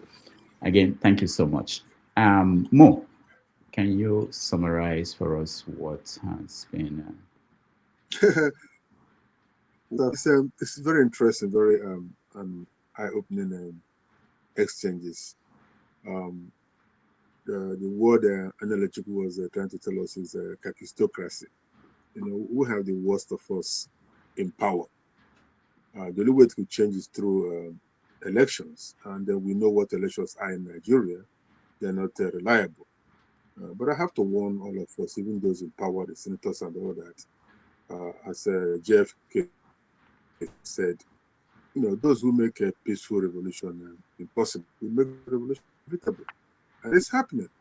The Sahel, they have all moved on to have military regimes. I'll tell you, I do not subscribe to violent change by any name. Okay, I don't subscribe to any particular system of government. As Alexander Pope said, for forms of government, let fools contest. What is best administered is best. But we don't have the best. I was going to rule of the right, and I say every time we come in here, we talk about what is wrong with Nigeria. What is wrong with Nigeria? We have to start talking from next year. What can we do about it? Nigeria is a great country. Believe me, I love Nigeria. I don't want to go look for a visa to go to Kano or to Lagos. I like the oneness of Nigeria, but the fact is, it's not working. I said this 30 years ago. Nigeria as is unsustainable. And by the way, I didn't say that Biafra is untenable, but as was, okay?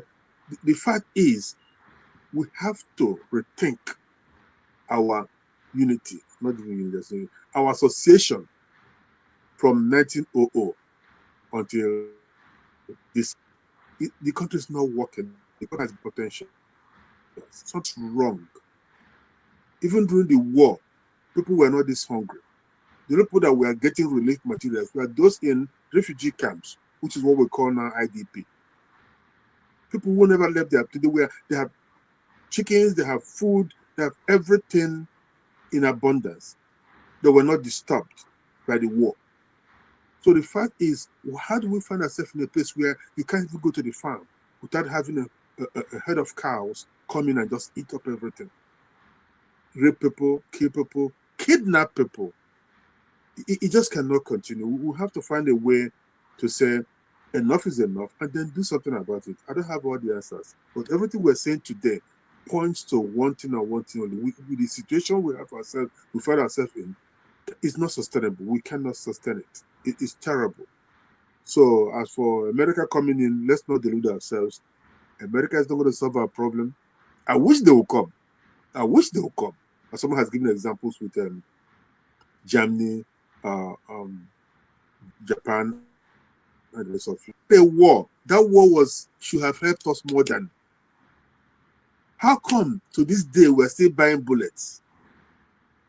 When back in Biafra, they were manufacturing planes and flying planes with Volkswagen engine. What is wrong with us? Okay, we have steel, we have oil, we have everything, we have manpower, we have the brains. So if there's something has to give, they will call it restructuring, whatever that means.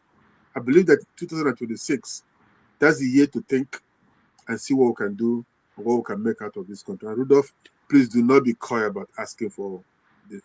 And I tell you all this always. I don't know how you do it. You come here, you stay every Saturday, every Sunday. And well, you know, my hero in all this setup is Edna. So it's not easy. So do not be abashed in asking people help. Okay, we can't let this die. Thank you. All right, thank you, Dr. Moore. Let's take a break. When we come back, we review the year and pick man and woman of the year. And also, we will talk about Somaliland and what it means. So I'll leave you first with the video of Tinubu leaving Nigeria for Europe, which is, for those who may not know, it's a guarantee that America will not attack Nigeria in the next few weeks, because they won't attack Nigeria when the president is away. So if you are a terrorist, you should feel free to move around and attack you when the president is not there. I hope, but let's watch.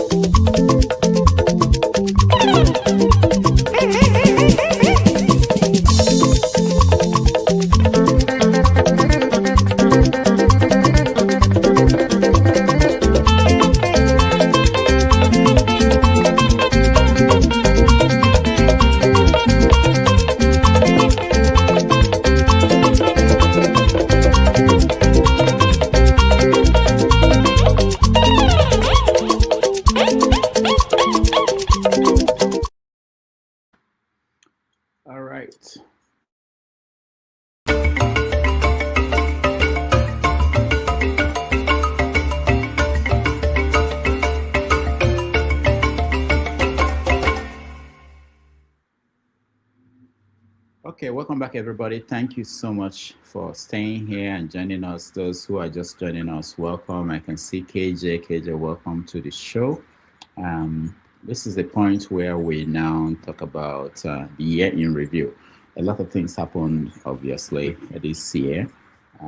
Pope Francis died. Buhari died.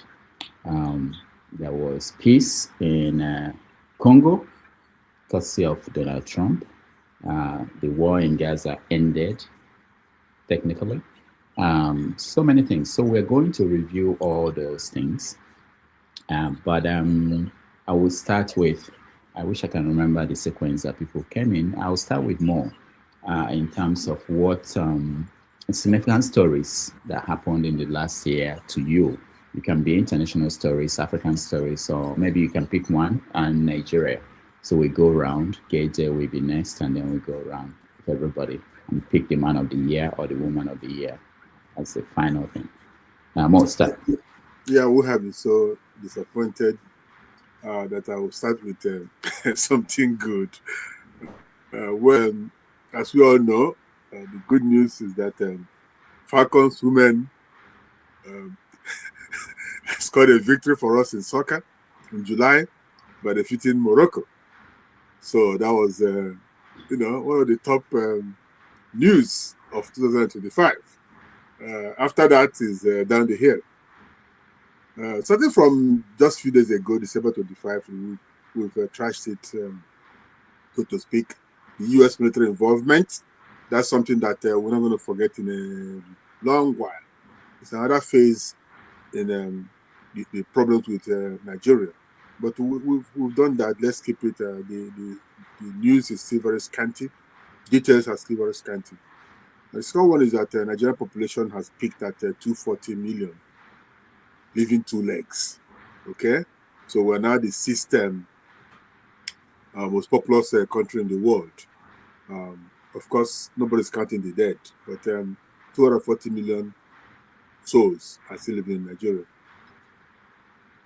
Don't forget the trial and jailing of Pops MNK and the shock of silence in the Southeast. It shocked many people that the Southeast didn't go blaze.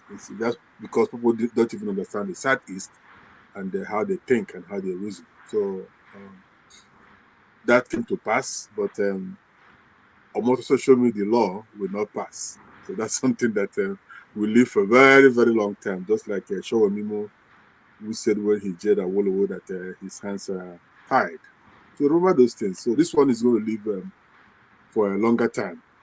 Another one is the 2-decade civil war that's going on to Nigeria in the Northeast and the blanket banditry in the Northwest. I call it blanket banditry because it's all over the place, all over the Northwest, down to Kaduna to Niger. So that is something that we're not going to forget in a rush. The worst cost of living in 30 years, they said 35% official inflation. I believe it's more than that. Unemployment, underemployment, devalued naira, fuel subsidy removal, or so they said, because we don't even know what is happening over there. So with Farouk and the other guys who are removed, they are still importing fuel and paying subsidies. So far, Nigeria has been transformed from a first economy in Africa under Goodluck Jonathan to the fourth under APC government. Before I forget, the new tax law will issue in a big brother impact will be felt on everything. Once you have that name, BVA, you are on the watch. Okay, so we have to deal with it. I don't think it's a bad thing, but let's see how it goes. Especially with France coming in and having our NIN maybe linked to our social security number. I don't know how to work, but whatever works makes Nigeria a better country. Even if it helps to stop the terrorists, that would be very welcome. I don't know how that's going to work at all. Again, those of us living abroad who send money home, they said it won't affect us if you write what it is for. I don't know how that's going to work. I use the tam or whatever they have these days. I don't have a place to write give to grandma or give to auntie to buy snuff. So we have that. We have the continued demand of Nigerian professionals abroad. The medical doctors, they are living in droves, even nurses. But that is also helping them in the rise on remittances. Of course, this is helping further to skew the north-south well-being.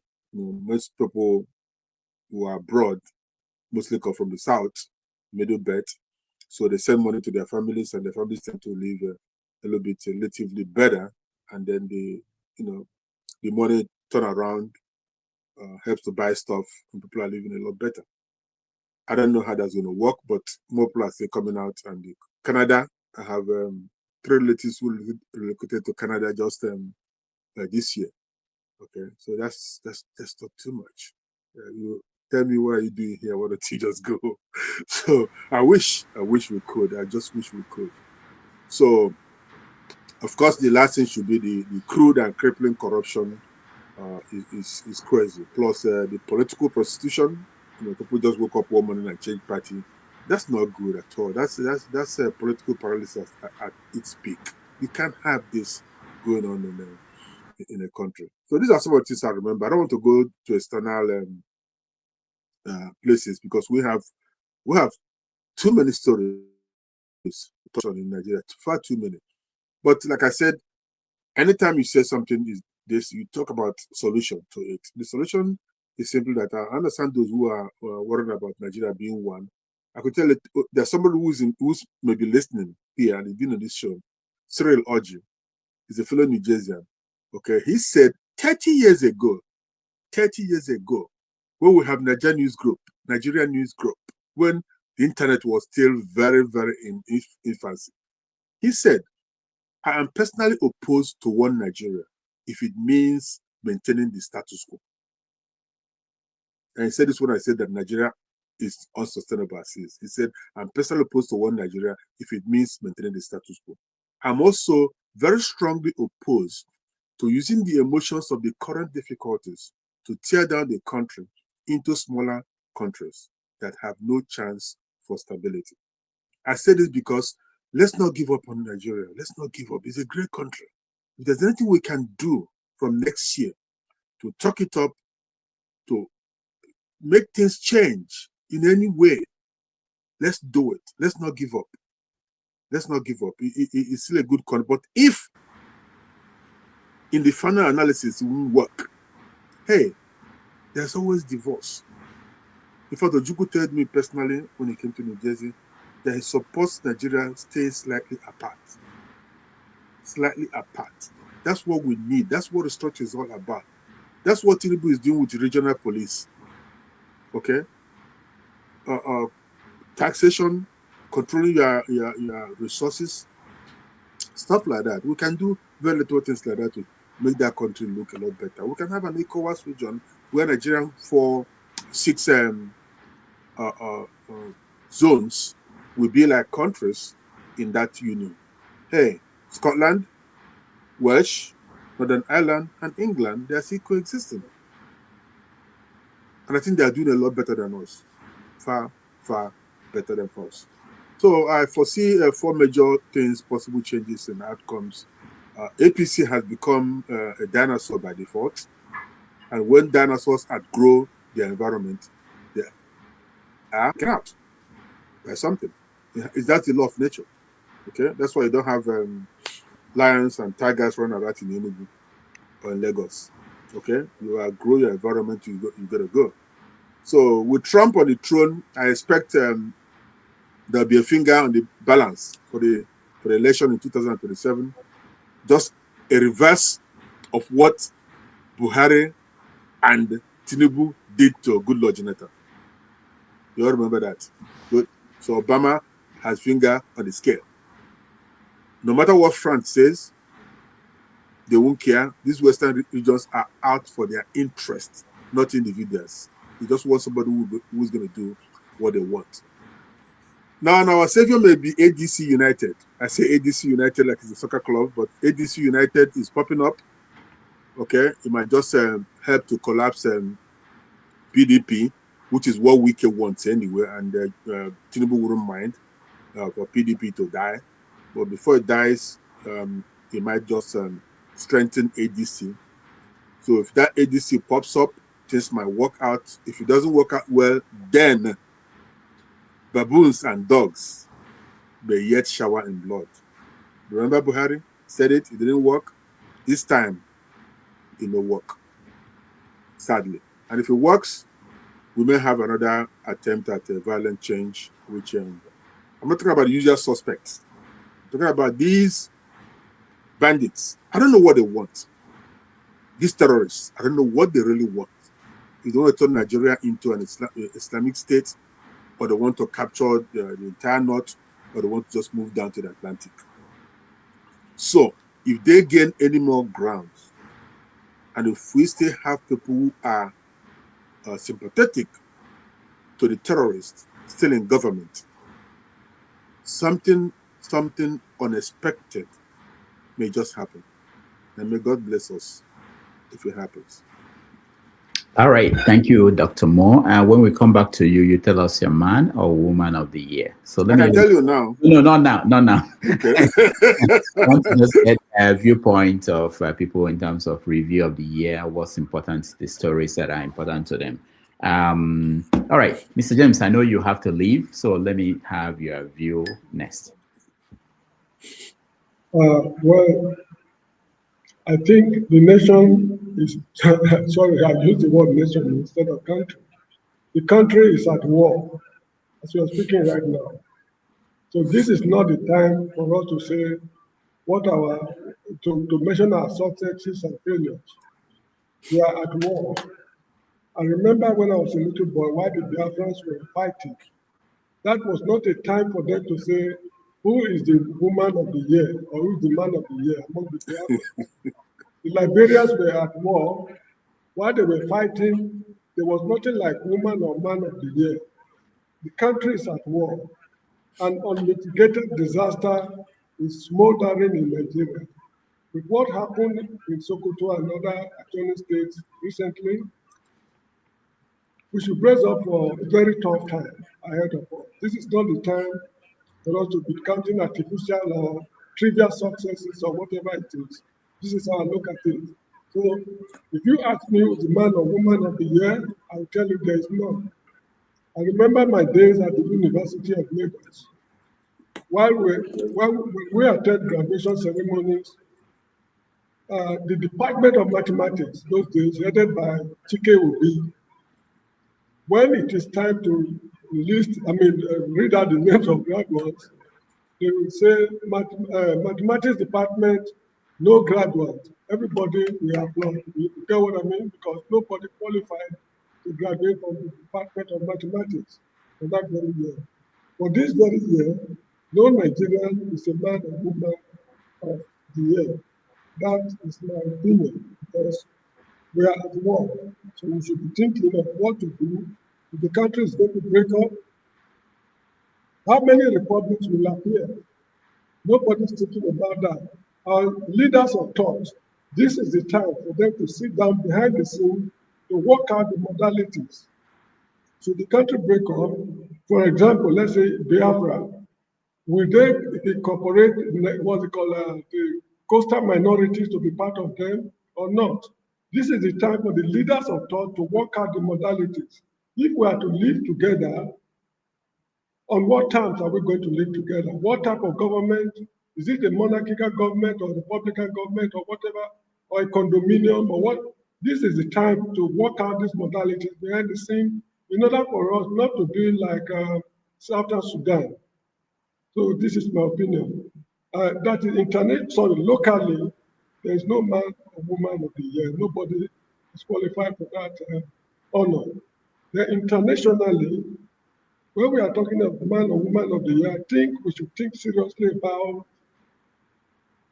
those who are working on the artificial intelligence, working on artificial intelligence. They have demonstrated that man can create something more reasonable than himself. AI is the most I do not know why it is called AI, artificial intelligence. But when you say something is artificial, it means it is inferior to the original. But artificial intelligence happens to be superior to the intelligence that created it. That is what man has been able to do with his intelligence. So those who are in charge of that operation internationally, they should recognize the key figures among them and choose one of them as either the man or woman of the year. So that is how I see it. All right. Thank you all very much. I'll be signing out because it's nearing bedtime in the Gambia. Thank you, Mr. James. We appreciate you always. We'll see you next weekend, and Happy New Year wherever. If we There's don't... nothing to be happy about. We should stop pretending. Believe what I mean. Like on Christmas Day, I was at work. You get the point? I do not know why we are so fascinated with these trivialities. What is? I mean, Nigeria. What is there to be happy about? We know that calamity is staring at us. Unmitigated disaster is going to happen. With Nigeria's inability to control the West African sub-region, which is our, what I would call, sphere of influence. We are unable to control our sphere of influence. Nobody can go to South America today and mess around. The Americans will teach the person a lesson he will hate to remember. But we cannot do that in West Africa. So there's nothing, absolutely nothing to be happy about. On New Year Day, I will be at my place of work, ending my living. Thank you all so much indeed. I wish you all a good time. Thank you, Mr. James. We appreciate you. Thank you for thanking me. Thank you. All right. So that's Mr. James. He never fails. He gives it to you the way he feels, and we appreciate him always. KJ, welcome.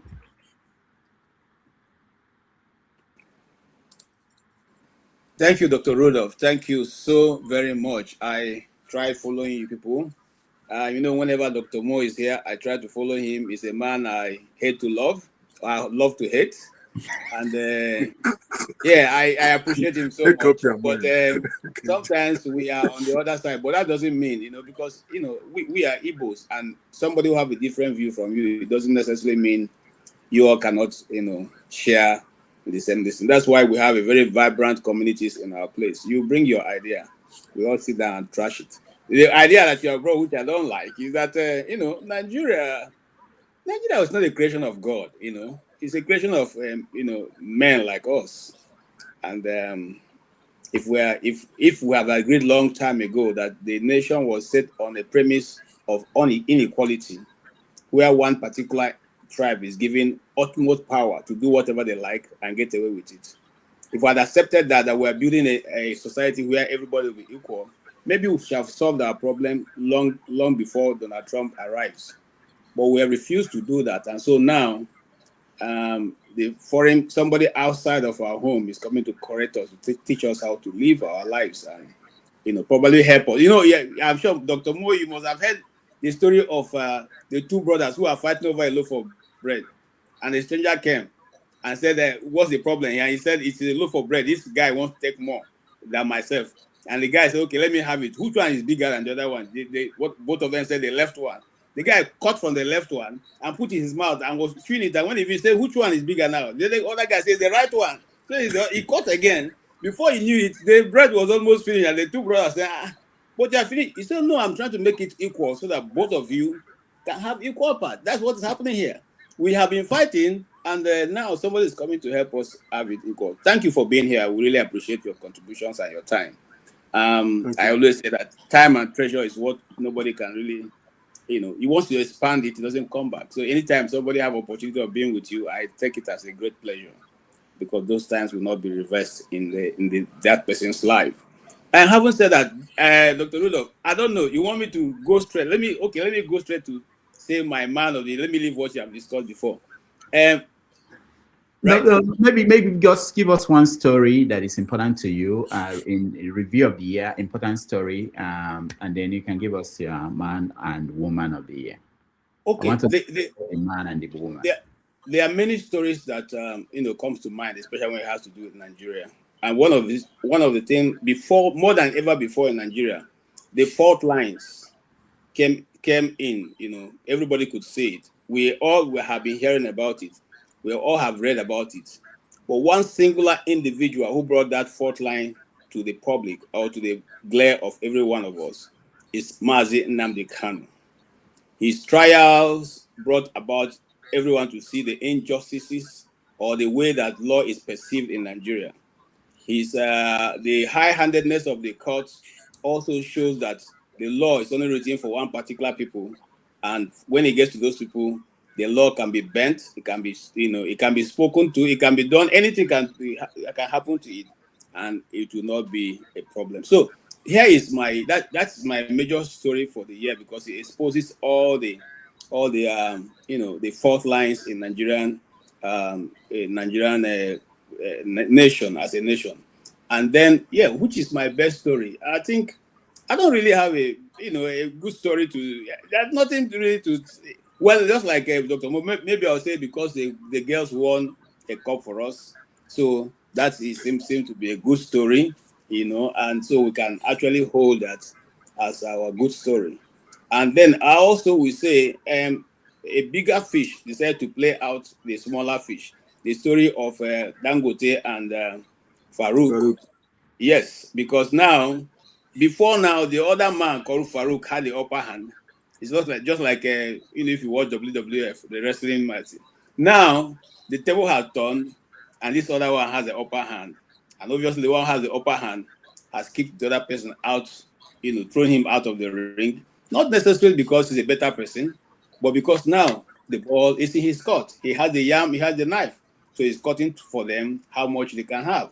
If you look at it, at the end of the day, both of them are playing the same thing. The other person has a much larger part of the pie, while this guy was just dealing with only one plate of the pie. So look at it anyway. Look at it. It's showing again the level that corruption can get to, where policies are made to favor our friends and our cronies, not necessarily for the betterment of Nigeria. So these are some of the things I have noticed, and I think it was not a very pleasant year for Nigeria. This is the first time I see a foreign country bombing Nigeria in my lifetime. We probably heard our parents told us the story of the Civil War and how the bombs were flying over their head, but we have not seen it. We didn't witness it. But today, we can say before our own very eyes that certain individuals who are not people of Nigeria, because we are told they are outsiders, they came to Nigeria. They say, oh, these are visitors. We should treat them kindly. They came for our land. They say, oh, these are visitors, but now they are our neighbors. Deal with them kindly. They came for our people and our women and our men and our young men. They say, oh, these are part of Nigeria. They have nowhere to go. Give them land. And that is the story of Nigeria. When we gave them land, they decided what was given to them was not enough. They will now go and take for themselves the one they like. And that's what is going on. That's why we are where we are. And the government refuse to tell themselves the truth. If you don't call an animal what it is, you cannot be able to identify what it's doing. That's where we are being. And it's unfortunate that this is happening. And I like to conclude with Dr. Moses, I would very much like, the structure of Nigeria as it is now. But it's becoming very, very impossible for it to continue. Because the truth is, look, if you don't tell yourself the truth, how do you solve the problem? So the people who are even in governance don't want to tell the truth of what the problem is. I remember the lady who said, who went to Tinubu to ask, what's your plan for the North? He said, I don't have plan for the North. Say, you mean all this, all this, banditry, terrorism, or they don't have plan? He said, if I have plan, they will kill me. So I don't have plan for them. That's the agreement that brought him to power, and that's what's living, through to today. So it only will be someone like Donald Trump who can actually bring the shege to an end, and we're very happy, that he's bringing it to an end. And someone was asking, why am I wearing Nigerian flag? I'm still in Nigeria until people give us Biafra our flags, and we'll change it. But for now, we are here with you guys. And if you will say we will not go, we will fight each piece of the land. We will fight it together with you. We will not relent. But when you are tired,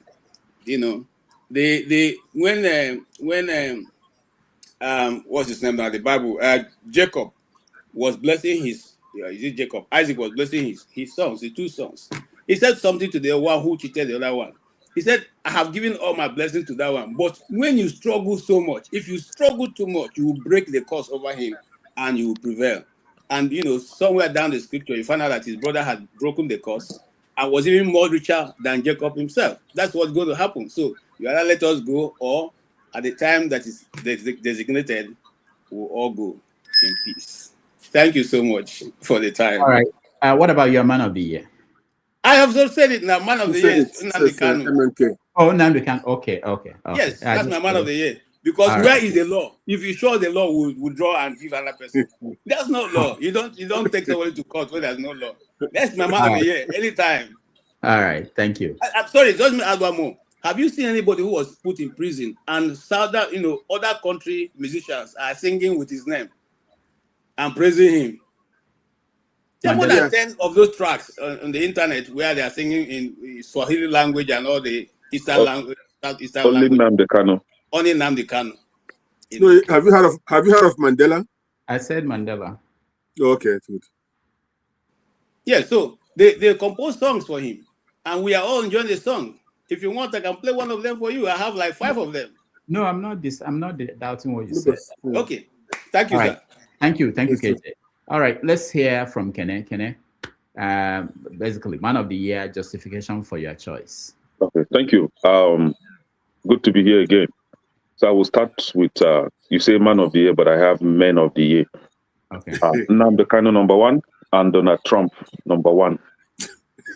So these two men really stood out, and I pray that God in heaven will continue to give them the strength to overcome and expose the evil that we found ourselves in, which is Nigeria. Now, I will start with the good things.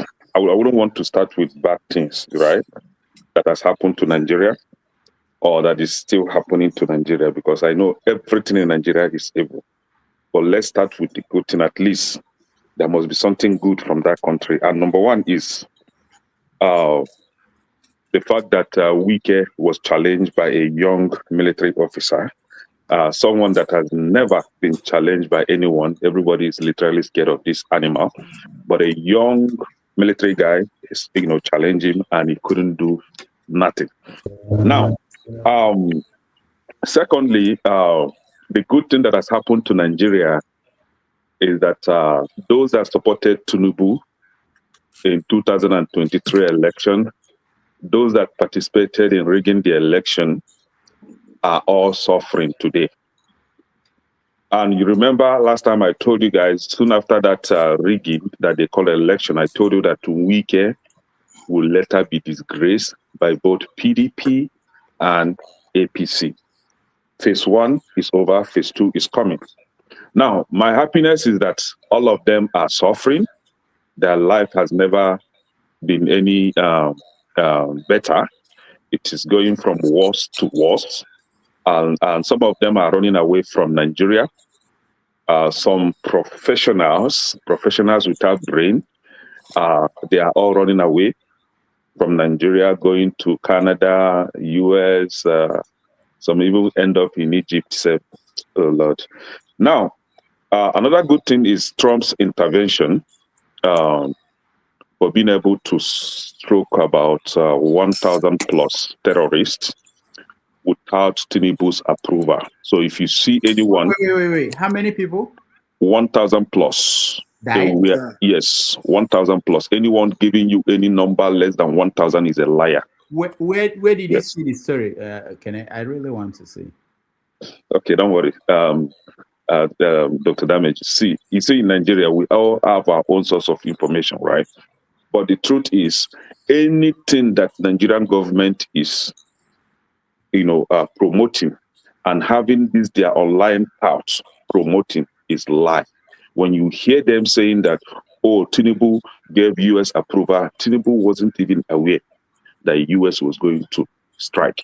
The reason being that I overheard someone, I think is a DG, he made a lot of sense, but I differ with him in some areas, saying that Nigeria,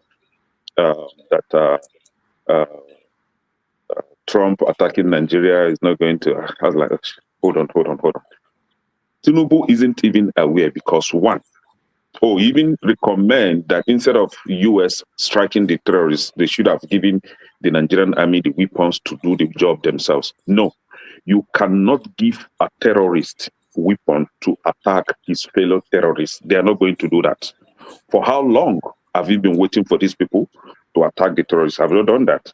The only thing that we see glaring in our eye is that they will absorb the terrorists into the Nigerian army all the time, and they'll be telling you that these terrorists can even become a president of that country if they repent tomorrow. So they call them repentant terrorists or bandits, and then recruited them into the Nigerian army. And you want them, these are the people you are expecting.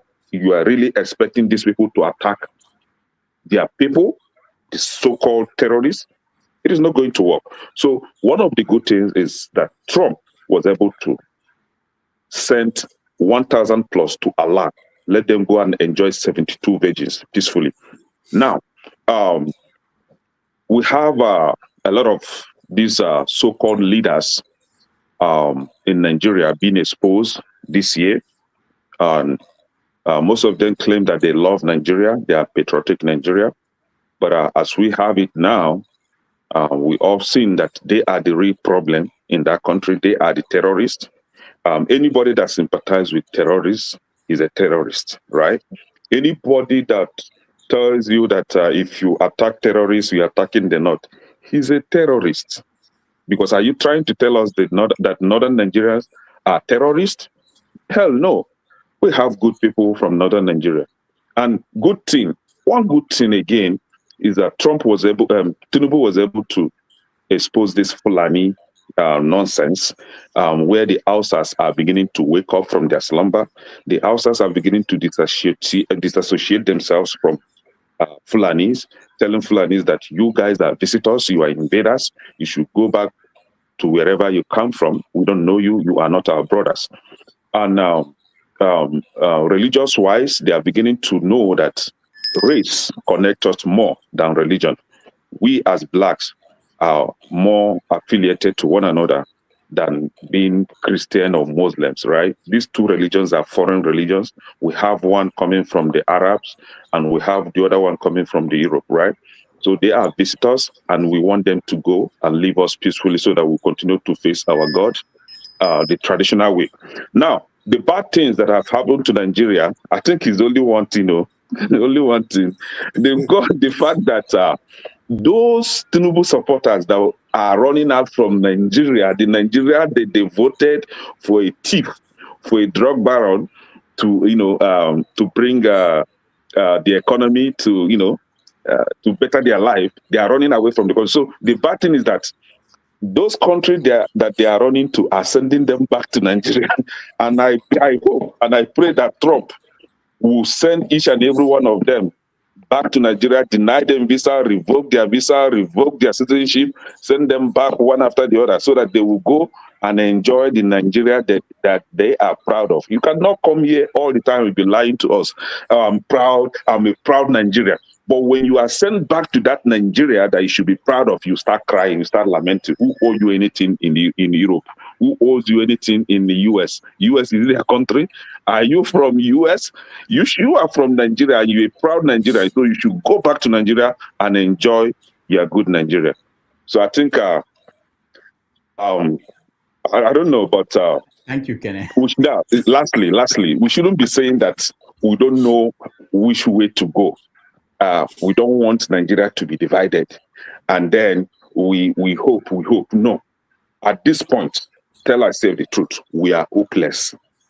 Nigeria is not heading anywhere positively. Nigeria, there is no solution.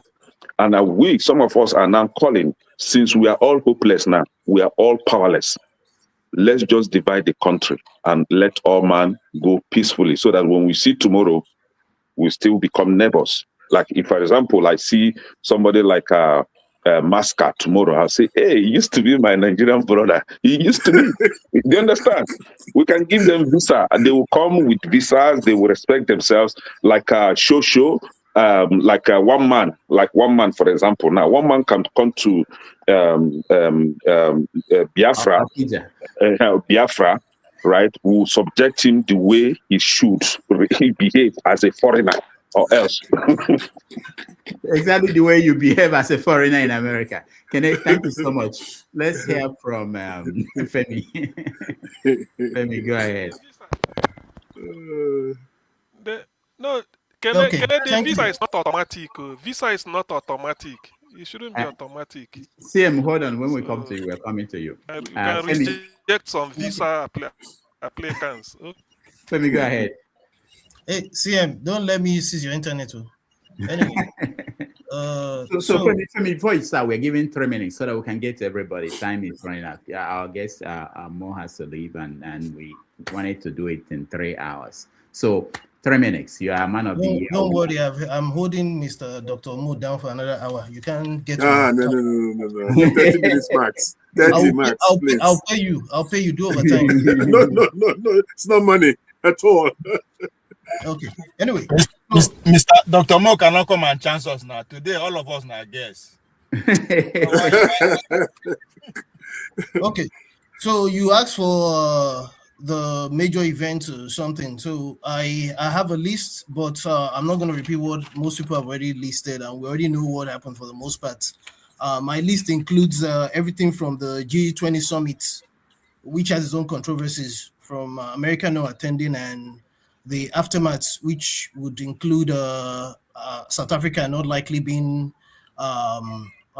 invited when he gets hosted by the US next year. Although knowing Trump, Trump, he can wake up tomorrow and take Panadol and change his mind again. And then the unheralded NATO summit in The Hague, which had a lot to do with the realignment of Europe in the light of America, led by the whole powerful Donald Trump, and how he has told them to go and try and solve their own problems when it comes to coming up with money, and the issues that's been exacerbated by the Ukraine-Russia conflicts. Of course, the ongoing Israeli-Gaza ceasefire, which really has turned out not to be a ceasefire, the prisoner exchange, the 12-day war, the ongoing Sudan civil war conflict that's even escalated, and of course is shown as posed the UAE. Furthermore, the youth-led protests, especially the one in Nepal, I think if we recall, that was the one that the president may have ran away, literally. And of course, when it comes to technology and space research specifically, which I have a lot of interest in, China has made a lot of grounds, and it's one of the things that a lot of people are not paying attention to. China is making a lot of grounds when it comes to space research, and I know Flagship mentioned something earlier. China is making a lot of they're covering a lot of grounds. As a matter of fact, there's an Australian what's it called? I don't know if it's a corporation or concern now, that's kind of like they have this balance that they put to how nations develop technologically, especially when it comes to certain parameters that has to do with advanced technology, including AI. Right now, when it comes to advanced technology, as of this year, they are looking at China as dominating in 8 out of 10, 58 out of 64, generally. And we look forward to what's going to happen next year. As for my man of the year, there's a whole lot of other things when it comes to Nigeria and what have you. For my man of the year, we align with Kene, interestingly, when it comes to Trump, although for a different reason, because he has shaken the world, especially when it comes to tariff and what have you. And my second man of the year, not too surprisingly, is AI and the fear of AI. Thank you, Femi. I appreciate that. What about woman? Do you have any woman of importance? I think the Super Falcons, women of the year, they shamed our Eagles that failed to qualify for the. You know what? Let's just pick a woman president. Maybe that might change things. All right. Although not the Tanzanian type. Oh, sorry, did I miss woman of the year? Sorry. Do you have one? Yeah. Nicki Minaj. It's giving me she's giving me peace. All right, Nicki Minaj. All right, thank you. Let me. I'll be going back to people that came before, and then people that just came in. So let me go to CM. Let's hear you. Thank you, Femi. My Yeah, go ahead. my okay, let me say my man of the year. I think that is where we are now. Mm-hmm. Hmm? Yeah. My man of the year, well, without doubt, is Nnamdi Kanu, Mazi Nnamdi Kanu, the prisoner of conscience. You know, somebody who was just because of the fact that he's advocating for the liberation of his people, he was just banned into prison without any written law. It's a terrible shame. So Nnamdi Kanu remains my man of the year. For what? Because of what he stood for and what he continues to fight for. One day he will come out alive and it won't be long. Just to shame Nigeria, to tell them that you cannot put something on nothing and expect it to stand. In fact, it's a terrible shame that he's even convicted at all. It's a shame. So to that, because of that, he is my man of the year. Very bold, courageous, speaking truth to power, irrespective of anything against all odds. He stood his ground. Now he has one more followers. It's not for nothing that people are going to Sokoto to visit him, including Bishop Kuka.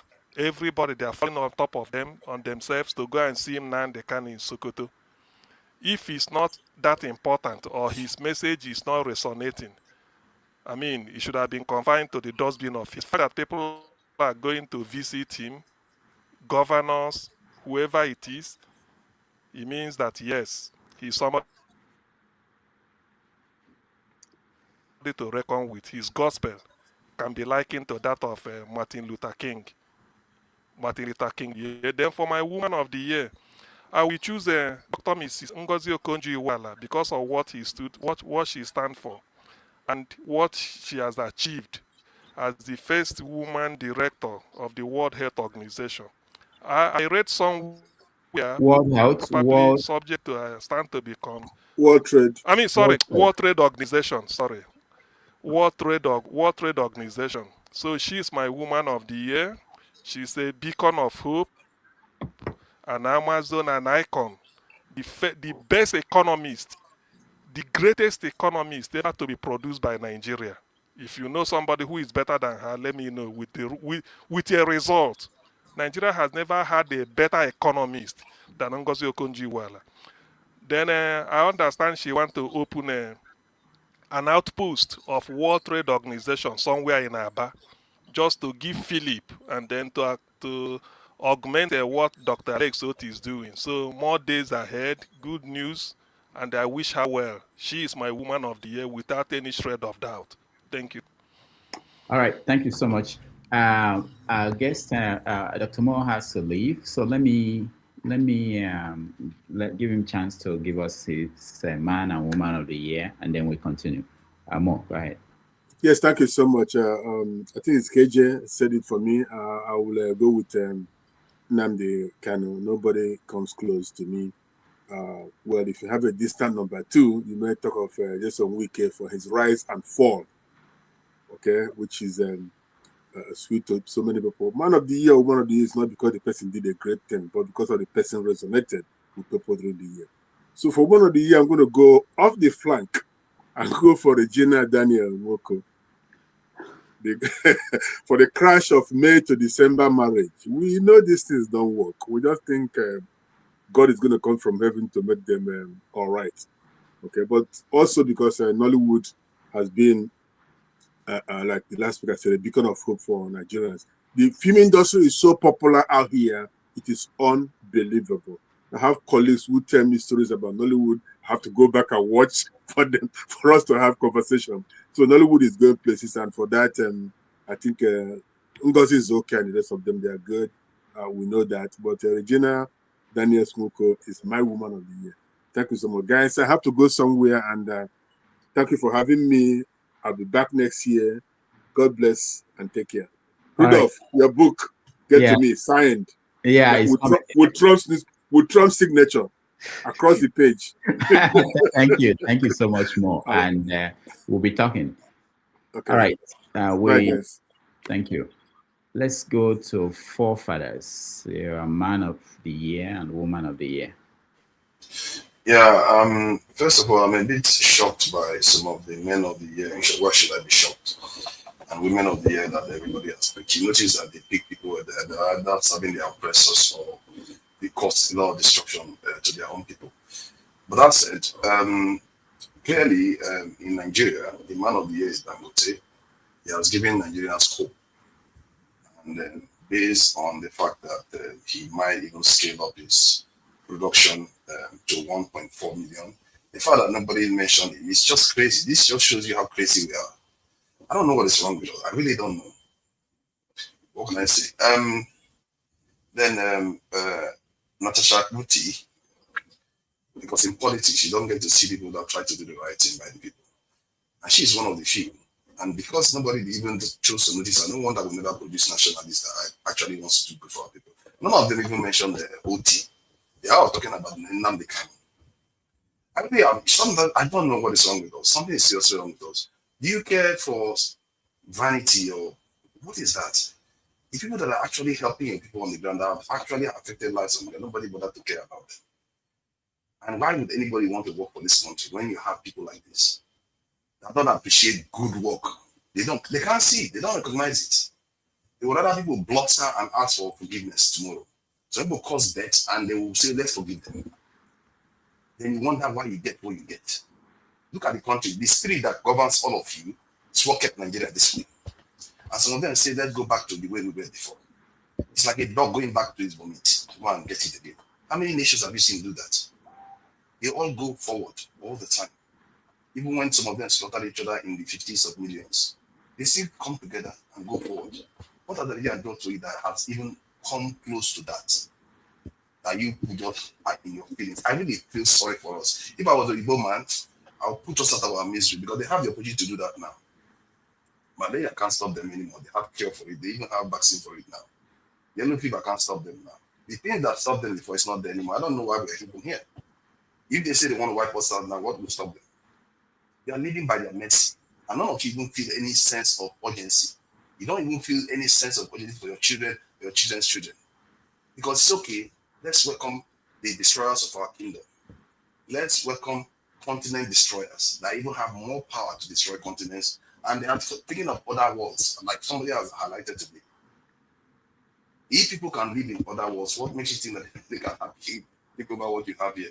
The good side, they want to use Africa for a massive factory that you can't even start comprehending because our men can't think at that scale. They can't. You see the whole world sharpening its knives. They are sitting here saying, oh, let's serve them more. Let's serve them more. These people have shown they can do it. And they have shown they are willing to do it again. And they have not shown you any reason that they are going to do anything better for you. When you compare us to Germany, compare us to Japan, if you look at those countries, they are extremely strong people. Americans made the mistake with them after the First World War. And they prepared them. And they learned the lesson that they will not try that again with them. They help them build the second time because they know if they try to repeat the same, history will test itself again. The same thing with Japan. Japan was an ally of the West in the First World War, and they used racism to discriminate against them. Japan showed them pepper with the Second World War. Guess what? They learned their lesson. But with men, why would they bother with you? Why would they even bother with you? You don't have any reason for them to respect you. Zero. You've already sold your birthright, like Esau. You've already sold it. Why would I even, if I was them, I won't want anything to do with you because you are going to destroy my children with your ideology. Reactionaries, they can't think into the future. I did an analysis about our situation right now. And what the system indicated that what we should be doing is make ourselves invaluable in this scenario. Nobody ever talked about what are the West doing for us. What are they doing for us? And because they are coming to bomb us now. We are giving them our resources, giving them everything. What are they giving us? Other people get a lot from them. Even Egypt gets a lot from them. Israel gets a lot from them. India gets a lot from them. What is wrong with us? We just say, oh, just come and bomb terrorists. That's good enough for us. even when you know they are funding them, even if you know they are working with the same people that are busy destroying your country. Maybe is that they literally had an Islamist of the Al-Qaeda branch from Syria inside the White House the other day. The Prince of Saudi Arabia was with them the other day. They are allies to them. They have military bases with them. Why do you think they don't support you? You that is a Christian, why don't they support you? Because you are useless. You are so useless. You have already surrendered. You don't have anything to offer. You are not powerful. Even the little power we have, we've already surrendered that one. And now we are even worse. We are even praising them more. Being divided, thinking that that's going to lead you anywhere. If you are divided, you're just giving them exactly what they want. Because if I was them sitting on the other side, I have that heart, I can tell you that right now. I won't feel anything when I cleanse the continent out. Because hearing you guys, it's like, why should I even sacrifice any resources when I can just take it? Why? Why should I get it free for my children and my people so they can live into the future and actually be prosperous? We can, the answers are right there. It's not even that hard. The truth is that all the people on this planet are highly intelligent in terms of education. But because of that blind aspect of us, I don't know what it is. We refuse to use that knowledge to do critical analysis. Maybe because we are scared. Maybe we don't want to put ourselves in harm's way. Like we are not already in harm's way. If you think you're not in harm's way, you're already there. Make no mistake. You better just start preparing and hope that you survive it. That's all I can say. Thank you. All right. Commenting on the Somaliland one. You can add it, but we are moving on just because of time to get everybody to Let me just be quick about that. Because if you look at the Somaliland, that area, you can tell the weakness of Africa. If you look at the way they molded that area, it's like they mold us as they see fit. They locked the most powerful nation in that region inland, using the smaller ones. And Somaliland, Ethiopia was talking to Somaliland to get access to the sea. What did Somalia do? How dare you? How dare you even try to get access to the sea? Our most powerful nation there. How dare you have access to the sea? Let's go and bring Turkey to come and help us. That's how useless our continent is. We are so short-sighted. You are thinking about I don't know what it is even, because if you are thinking clearly, you will know that Ethiopia having access to the sea is a good thing for the region. But they are so tribal, they are so blinded, they are willing to go to foreigners to prevent a local power from emerging into the sea. Somalia outnumbers all the countries surrounding it put together, and they locked it inland. You can't, if you try to tailor it, you couldn't have tailored it better by the hands of the foreigners. And then you see Djibouti right there, has all kinds of foreign military bases apart from an African military base in their country. We have some of the most, I don't know, man. If I was a Igbo man, if I look at us, I just think, why did people live there? Did we forget this? I think we were just distracted because of the First World War. We should have removed this for a long time ago. We are so useless, and they should allow Somalia access to the sea. And the thing that Israel is doing that is really troubling, it says Somaliland will be part of the Abrahamic Accord. In other words, they are seeing Somaliland as part of the Middle East. I tell you, God help us, our people. God help you. People don't have a clue what is coming. Thank you. All right, thank you, forefathers. China must go. Obie, welcome. Now I'm scared. Tunanja don't threaten me. I have to edit someone and Nnamdi Kanu name. I'm scared. I hope that this threatening will stop this year. We are not going to move into next year by attacking this bag to Nigeria. Easy. Anyway, we must start with the bad, Abi. No, man of the year.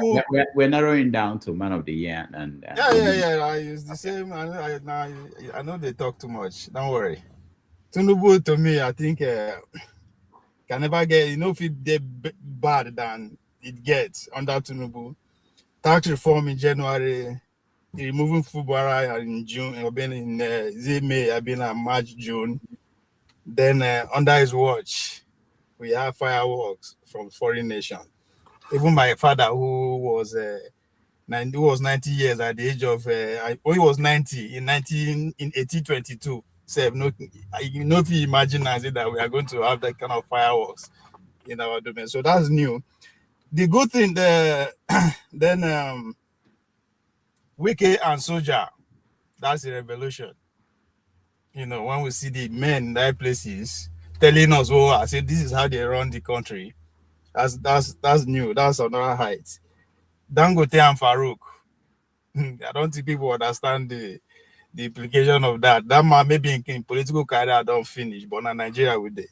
But that too is another thing that actually shows how it works up there. And we'll be fixed to make million this year. So part of the thing. Then the good one, man of the year. Come on now, about talk by that's the man right there. Like the man of the year be that, not necessarily because he knows I speak English, but that's the foundation. But he has touched me and my village people, all of us, you know, an history of 120 years, literally 120 years chieftaincy fight. The guy just with an act, everybody get the message. So I give him that. Trump, of course, you know, some of us whether they call conspiracy theories when they tell you the world has changed, the world will change, but they don't agree. But with the commander, the man himself, even Dr. Damage said, no, they made joke of Donald Trump again, and I'm surprised because he has gotten the message. Everybody in the world has gotten the message that it's a new world that we are living today. So I'll give him that. Of course, Peter will be, whether we like it or not. The North are having a sleepless night because the man is still up in our face. So I'll give it to me. It started very high, and I think he has maintained that standard as a solo man, a man that believes in a world color revolution. So I'll put him in there. My Oba as Oba stand up when he needed to, and I think the whole world actually get the message that he educated us to. So in terms of women, I want to talk where they give us $20 pretty much every weekend. But no people don't notice that from the beginning of the year to now, she has been giving us $20 Saturday and Sunday. So she's my woman of the year, and of course Natasha. To be in the lion den and still going strong. People don't understand how these men, Nigerian police, hate women rich until, you know, so for her to still keep going, I give it to her. All right, thank you. And Dr. Damage 90 Minutes Africa, I think is among the top 5 podcasts of the year for me. Thank you, Ovi. I appreciate you. The flagship, your man of the year, woman of the year. Thank you, Rudolph.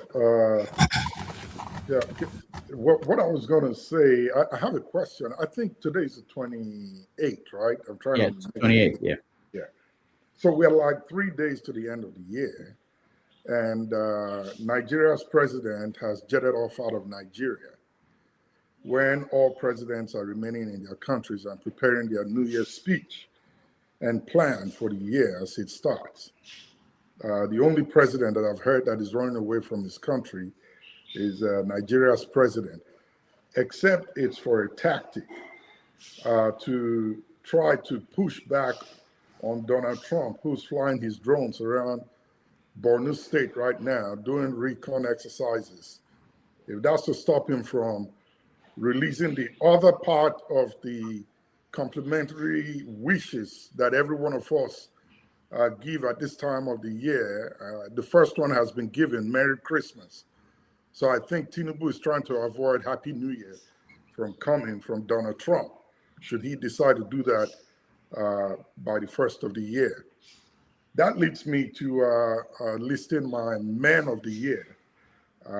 Number one would be Tinubu, because he has personified tonality deafness in all of its ramifications, where whatever is happening around him, he seems not to be moved by it, perhaps because he's not aware or he's ill-advised by his handlers. Number two, of course, is Donald Trump. That's the only man that I've seen that can send shockwaves around the world with a single tweet, and everybody will start scrambling to shaping up. And number three will be Rudolph.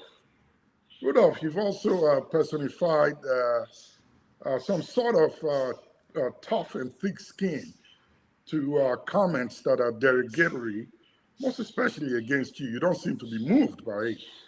So with that, I think you deserve that award of Man of the Year. in 2025. So much has happened in our country, many lessons learned, I believe, and a lot of us, I hope we have taken notes to see where our misses are, opportunities that came that we missed in ways that we can get our country back up, and that we look back on our list and begin to come up with plans for 2026 to help in any way we can to shaping things. 2026 is going to be a very wonderful year in the sense that a lot has been planned that will happen, most especially within the technology space. So many things are going to change, and many of which will be handled by quote unquote artificial intelligence. And that really makes me cringe a lot when I think about our country, Nigeria, as it is now, where we stand. If truly we will not epitomize what Trump called a shithole country, because as it is right now, we don't have a chance in terms of where the world is going as we move on. Lastly, I saw there's a museum called the Museum of the Futurists in the UAE.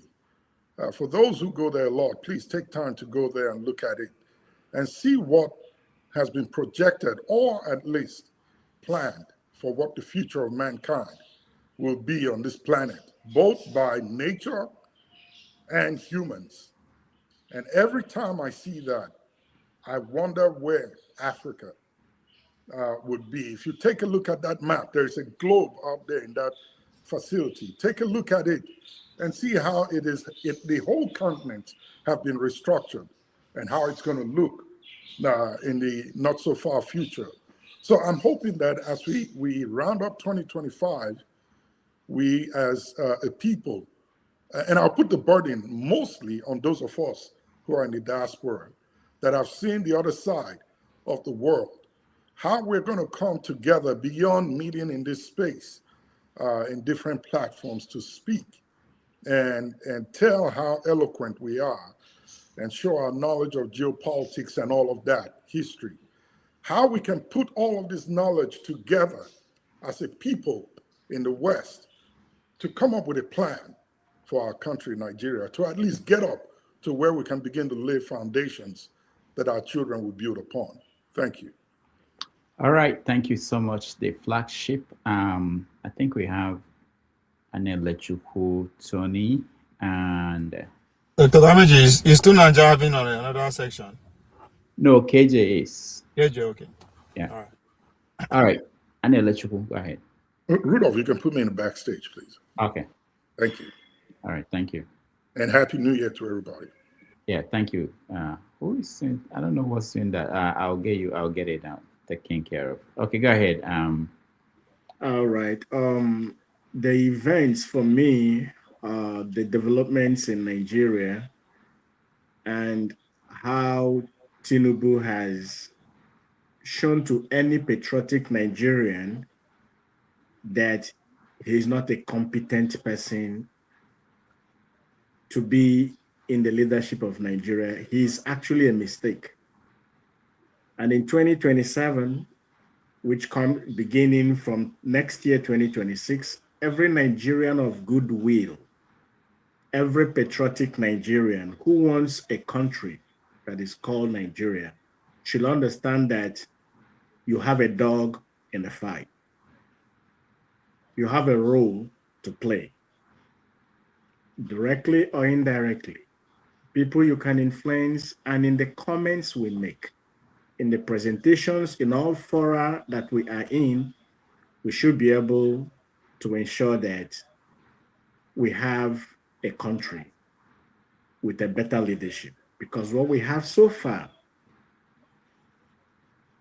is a confirmation that what Trump says now disgraced country has actually become what Nigeria is, because Tinubu had made it happen. Several things. I'll leave it at that. Another thing also is that the other events of the year has actually exposed to Nigerians that injustice to one is injustice to all.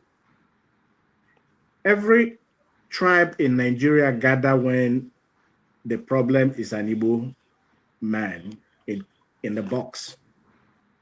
But unfortunately, what all the Nigerians do not understand is that the problem the Igbo man faces, or the discrimination he gets, or the marginalization that he gets, eventually will catch up with him. What is happening in the Middle Belt, particularly the killings that happened in Plateau and Benue State, should be a lesson, because that is injustice. It comes in various shades and in various colors.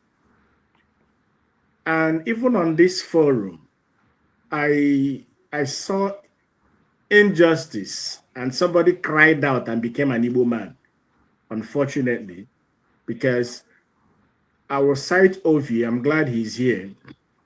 Ovie, in one of the shows that we had, you behaved like the Igbo man.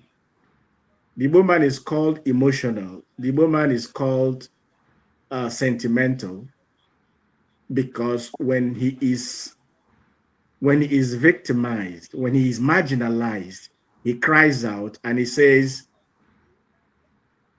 they are crying the victim. On a show we had here one time, I remember either AY or somebody had spoken for about 4 times. We never had an opportunity to speak. You protested. And I tell you, that is the plight of the Igbo man in Nigeria. And that, to me, is injustice, is unfairness.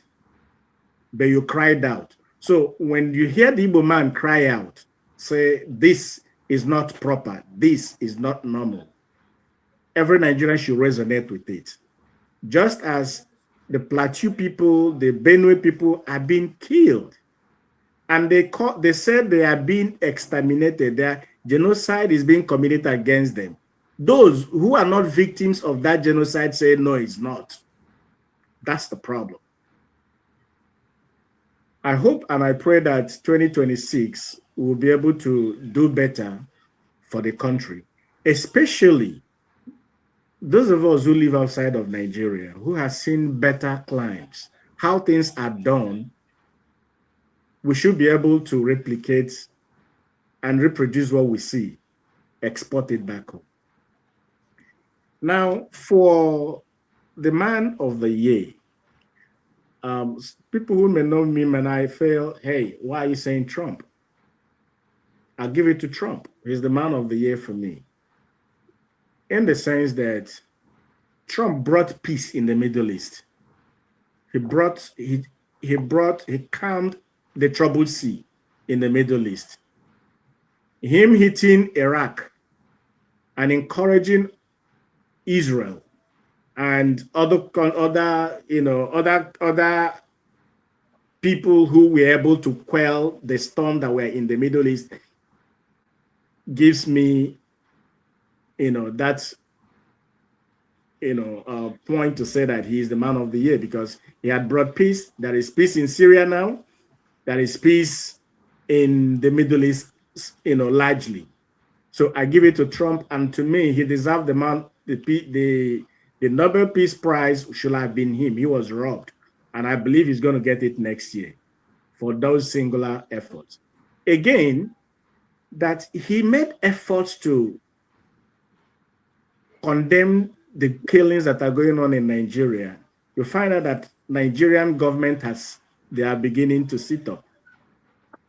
So for that, he is my man of the year. I appreciate that forefather mentioned Alex Soti. And that is also one of the people I pen down as man of the year, because he has shown Nigerians what good leadership can bring to a state. If you can do that in a state, you will be able to have a better Nigeria if we have people like that at the helm of affairs as the president of Nigeria. So it now behoves on all of us, in every way, shape, or form that we can do this. Let us see that we have the likes of I'm not saying it should be Alex Oti, but I'm saying the likes of Alex Oti, let us enthrone them in places of governance and leadership in all the states of Nigeria, and as well as at the Aso Rock in 2027. But the race begins from next year, 2027. So let us begin to load it up that from 2026, let's escalate all that we can escalate, negotiate all we can negotiate to ensure that we have good governance and good people to lead Nigeria in 2027. The race begins from 2026. Thank you all. All right. Thank you, Anela Chuku. Tony, you are next. Okay. I would rather focus on Nigeria. And first of all, I would speak on my man of the year. I also have a woman of the year. My man of the year is someone who demonstrated that public office is for service. My man of the year is someone who demonstrated that it is possible to fix things if you are determined and focused. And that man is the governor of Abia State, His Excellency Oti. My woman of the year is someone who could not be bought by the lure of public office.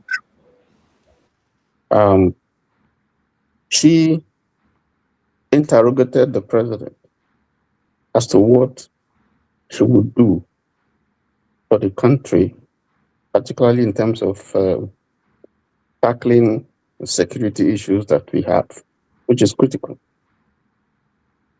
And when the president didn't give her a satisfactory answer, he declined serving under his government.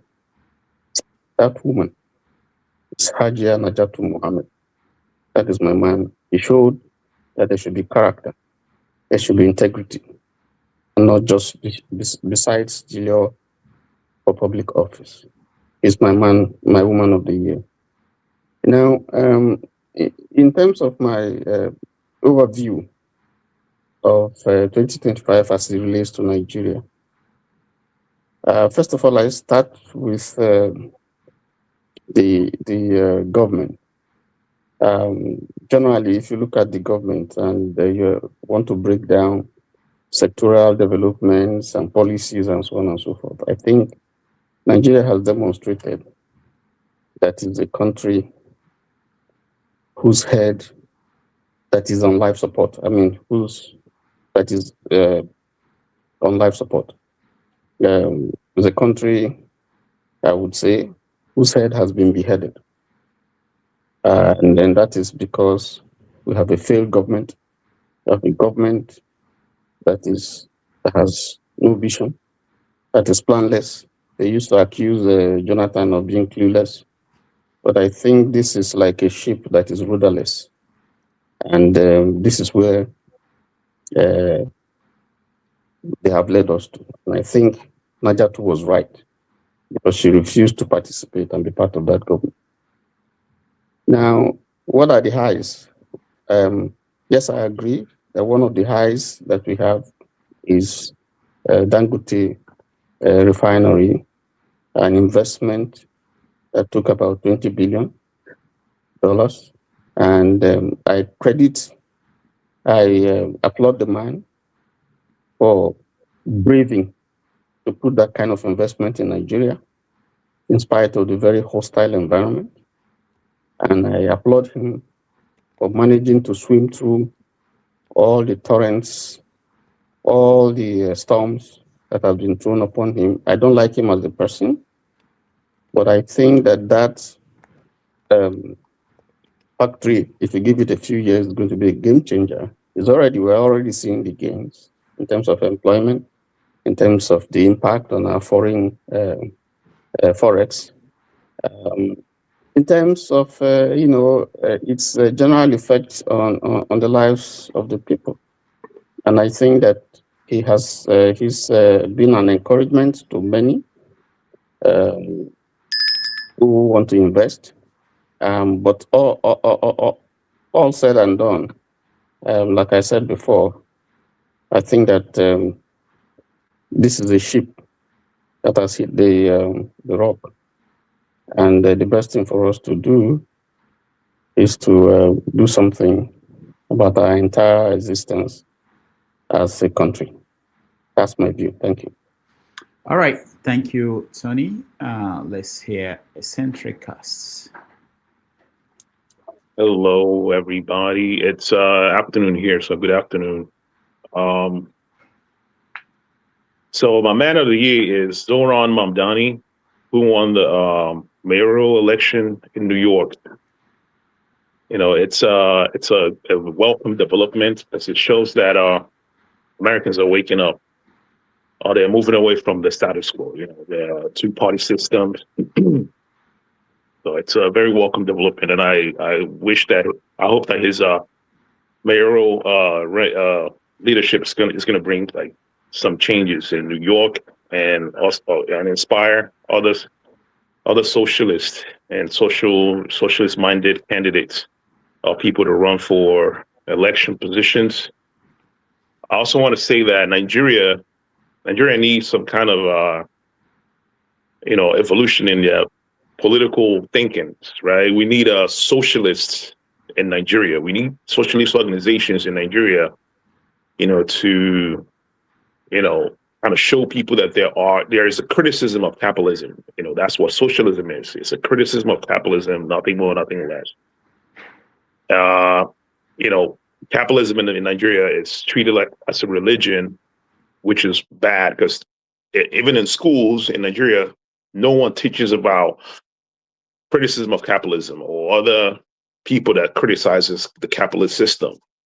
And those who don't see that the Nigerian problem has to do with the system of economy that we practice need to do some more research. The Woman of the Year, of course, is Francisca Albanese of United Nations. I commend her, because a lot of people that spoke up against the genocide in Gaza lost their jobs. People in the media, people that have professional, jobs, lost their jobs and what have you. People on YouTube, people like Brianna Joy Gray lost her channel. She got suspended. A lot of people, lost their channels and everything for criticizing one of the most gruesome thing that's ever happened in the 21st century. Also, I want to say that people that picked Donald Trump as the man of the year are pretty interesting people.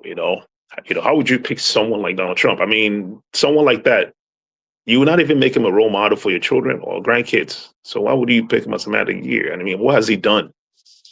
For those who are saying that, him bombing Nigeria is, it's a welcome development. I want you to go read 2025 National Security Strategy. Go to the bottom, go to the bottom section of the document where they talked about Africa. It clearly states what the aim is. It's not black and white. It clearly states the aim. And it's funny, the document reads like something I write, because my second job is I'm a quality manager. I'm working at a company that they're not AS9100 certified. I'm not going to mention them as a company. I'm helping them get AS9100 certification and ISO 9001. So, my job is to, look at the SWOTs, SWOT, strength, weakness, opportunity, threats, and many other things, like the PDA cycle, Plan, Do, Check Act. These strategies are used in government as well. They're used in countries, country like Nigeria. You can look at the strength of Nigeria. I'm pretty sure they do. They look at our strength, our weaknesses. Sectarian violence, part of our weaknesses, and of course the tribalism, which should be a strength, but it's also a weakness. And opportunity is That's what Trump is taking advantage of, the opportunity, with the problems in the north, the northern region, presents a perfect opportunity. Someone's going to come in, then wave his magic wand, solve your problem, solve the problem. And then what does he get in return, right? He'll get everything in return, right? And of course, the threat, we know what the threats are. So anyways, those are my two man of the year and woman of the year. And I'm also going to add, another man of the year would be, I would say, Maduro. It's crazy as it may sound, Maduro, right? Trump has been saber rattling, and he stood his ground, right? You see him dancing. He's not falling for the hoopla. So that's kind of like a good example. And he has a system in his country where it's people-centered system. Even though Venezuela, it's very poor right now due to sanctions, but the people, they're enjoying the socialist programs. So Maduro is one of the for Xi Jinping and Yaya Sinwa. That's it. Thank you. All right. Thank you so much, Eccentricast, for that. This is my final word because we have to go, and I wanted to mention that KJ will host an after show, which will happen immediately. This one is over. My own choice, I will be a little bit political in terms of where I'm coming from. I thought one man disappeared. Okay, woman, let's hear from you before I speak. Go ahead.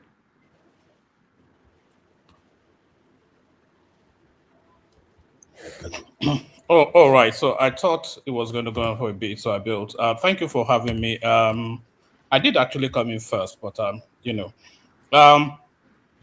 So the man of the year. So let me first start, and with your permission, by the way, in the spirit of Breakfast Club. When I finish the man of the year, maybe we also do the donkey of the year. So I'll give you the donkey of the years as well. But first to the men of the year. So the men of the year, there's an abundance. I'm not looking beyond the Nigerian space. If you look at somebody like Yemson Wike, the transformational impact that he has had on Abuja, there's a strong argument to say that he's a man of the year. If you look at Tunji Ojo, the impact he has had on the Ministry of Interior, there's all the arguments that says that he should be a man of the year. If you look at Festus Keyamo, the way he's revolutionized the aviation industry, much to the increment of the bank balance of Alan Oyema, you could argue that he's a man of the year. So you could argue many men of the year, all of them Nigerian. And if you look at the transformation of that country from where we came from 2.5 going on 3 years ago, where Buhari left us, snakes swallowing, well, I don't need to recount Buhari, everybody experienced it.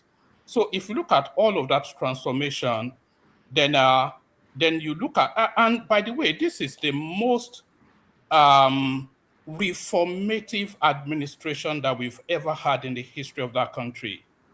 That is beyond equivocation. That's a factual statement backed up by policy and projects. So in 2.5, less than 3 years, the shape and direction of that country has been completely turned around. I don't think anybody is disputing that. So now, how do you measure that impact? If you are from the opposition cusp, you try to play it down. If you are with the government, you try to amplify it, but without equivocation, the impact is irrefutable. It's not up for discussion.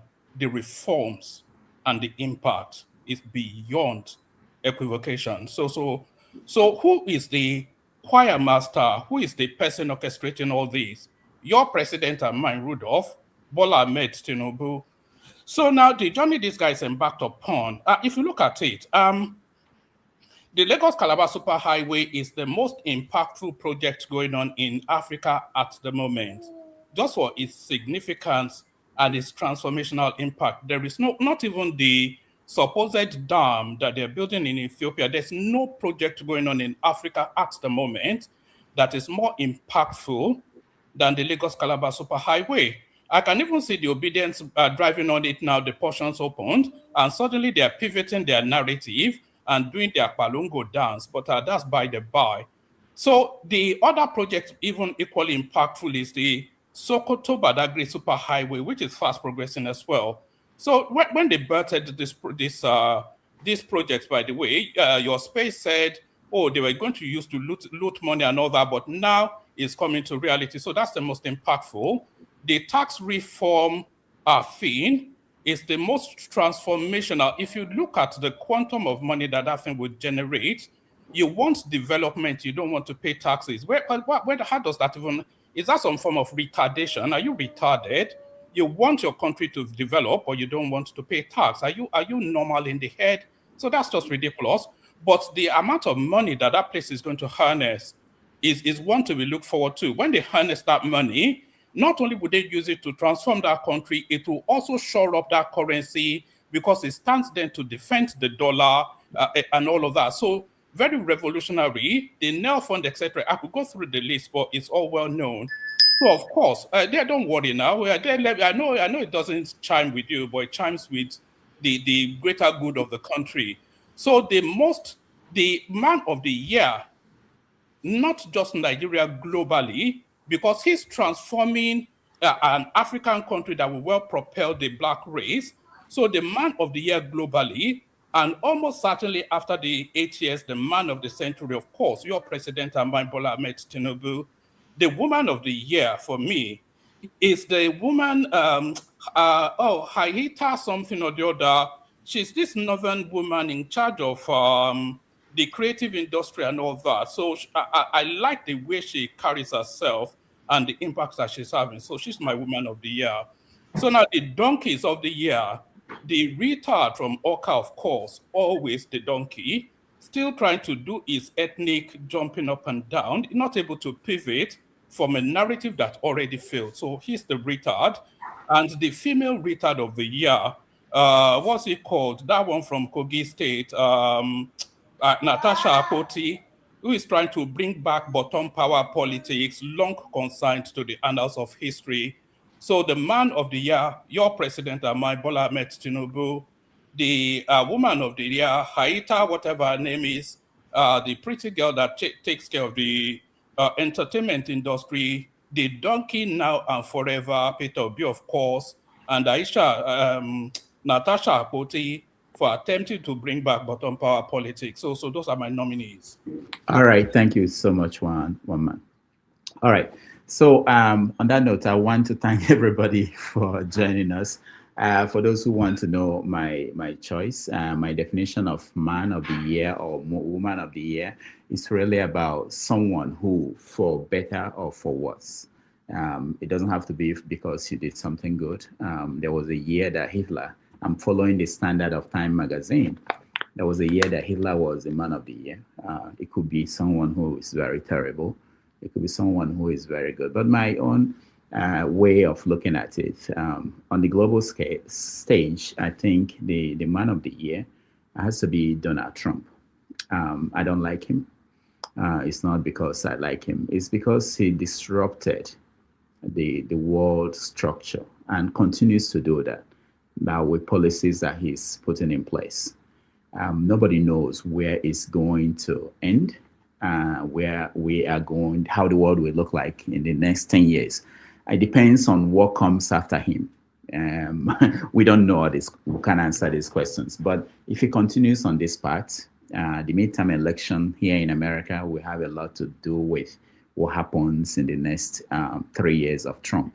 If he continues on this path without any resistance, anybody stopping him, then it will be a different world. So based on that, for good or for bad, he is on the global stage. In terms, Dr. Damage, now they 11 months in those still. I know, and that's scary. That's scary. That's scary. Yeah. So when you come to Nigeria, amongst all the characters we see playing out, Let me first say that for me, the woman of the year is Senator Natasha. I don't think there's any question for me about that. What she tried to do, what she challenged, may not be obvious to us now, but for little girls all across Nigeria, Africa, it's for her to shake up our guy Babio, and it's not over yet. What she did will be appreciated maybe 10 years, 20 years from now. We haven't started that part of our struggle, which is what to do with half of our population. You know, we come here all men, blabbing and talking, and most of the time all men. We don't worry that half of the population are not part of this conversation, and you want change. And someone like forefathers will be disappointed and complaining about men and men. You have another 50% of the population who are not recruited, who are not part of the conversation, who are potentially people that could push for change. So we may not understand it now. Sometimes the way I assess these things, I don't think about today alone. I think about what impact will the people have in years to come, these people we are seeing now. In terms of the man of the year in terms of Nigerian space, I will do something political. I will say that, and it's from a sincere place. When I opened this channel, when I started thinking about this platform,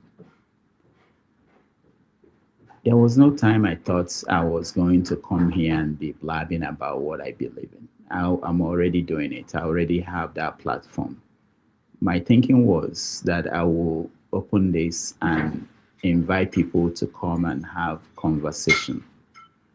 And the fact that it's going, despite the challenges, the fact that people are coming, the fact that people are having conversations and people are on the comment sections, writing comments, people are donating to support the channel. I don't know anything more important to me than this, seeing what is happening here. I'm not calling people at home to say, come to the platform, we're about to start, come and be part of it. I'm not saying, I only say, open it up and people come. And just think about the dread. For me, if I open this channel and nobody is here, I can stay here and talk for 30 minutes. That's not my idea of this platform. I know. Ask me, I'll tell you how that feels. No, I've experienced. Yes, yeah. I've experienced. So for me, I'll give that to the men and women who come here every Saturday, every Sunday to talk about Nigeria, Africa, and the world. They don't know. I mean, for me, they are the heroes. They are the heroine. This is. I bow. Sometimes I think about people who have passed through here. Some people who don't even come anymore. I remember them. I think about what they said, what I've sat down, how many hours I've sat down here and listened to all of you. And the comments. Today, I saw somebody wrote a comment. There's so many funny comments. So this is, to me, I give that honor to you guys. It's been very enriching, personally enriching. I may not have any way to say thank you, but I thank all of you. The fact that you're still engaged in this conversation. I have families, I have friends, I have cousins, I have people who have tuned off. They don't care what's going on there. They don't know who is the governor of their state. You can't get them to talk politics. They don't read the stories. They don't care. So you guys are my heroes, my men and women of the year. So I thank all of you, those who support us, those who write comments, and that's all they do. Those who send their money to support what we do here. I appreciate all of you. Thank you. And we're going to continue next year, and we're going to do better. I don't know. I don't have anything else to say. Thank you all. I appreciate all of you. Thank you, Tony. Thank you, forefathers. Thank you. You forget those behind the scene. Oh, yes. They'll kill me. They actually people who are behind the scene, and they've been sending me messages. Sometimes you see me busy, or you forgot to say this. They are the ones telling me what to say. But I thank those behind the scene. Let me mention some names. Ola just got married. Ola is in Abuja. Ebike is in Port Harcourt. Ngozika is in Enugu. Chukuma helps us is in Lagos, and Jibola is in Ibadan, and so many other people. We need to have Ali and Mohammed and that's the plan. That's the plan next year, that we want to cover the election differently. This year we're getting into is the election year. We want to cover it. We want to bring on the ground news, and I hope that we will have the resources to do that, and I'm counting on all of you. I want to thank Show. Show has been very, very big in terms of being the executive producer. And before we go, let me talk about people who support us. I don't want to, let me just mention the names that are here today. There are a lot of people over the years, but I want to mention Oriaku Tope. Thank you so much for your support. Show, thank you so much. Oscar Blackbone, thank you. Sulak, thank you so much for your support. T Legit, thank you so much for your support. Oscar Blackbone, Nana Oyodlade, thank you so much. But over the Oscar Blackstone, thank you. And over the year, there've been so many people who were coming here supporting us. No matter what you think, it may be $2. It matters. It helps. So help us put up this. Thank you, Mama. Hold on.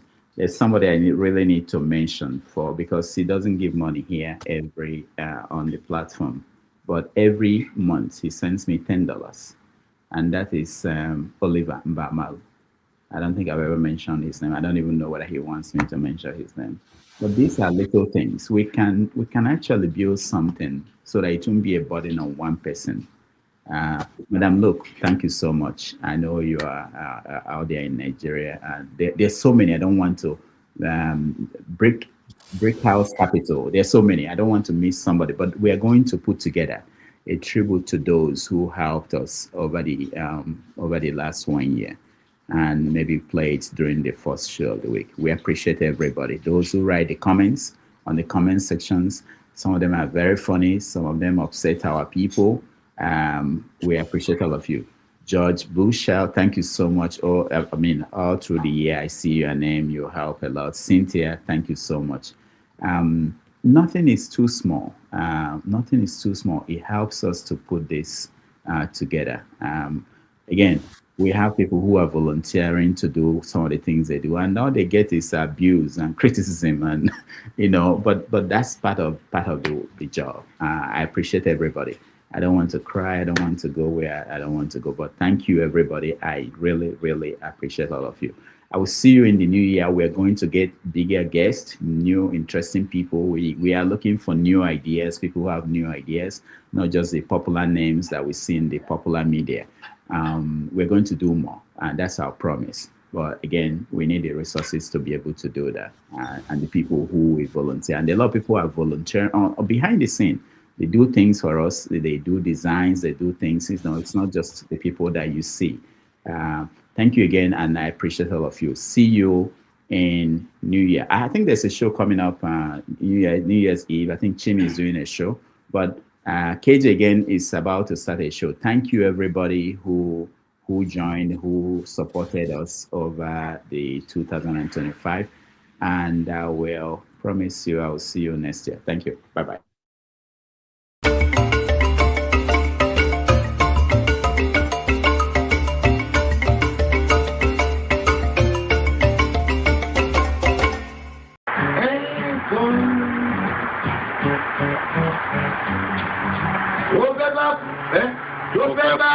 tó fẹ́ kú torí ẹ̀ o.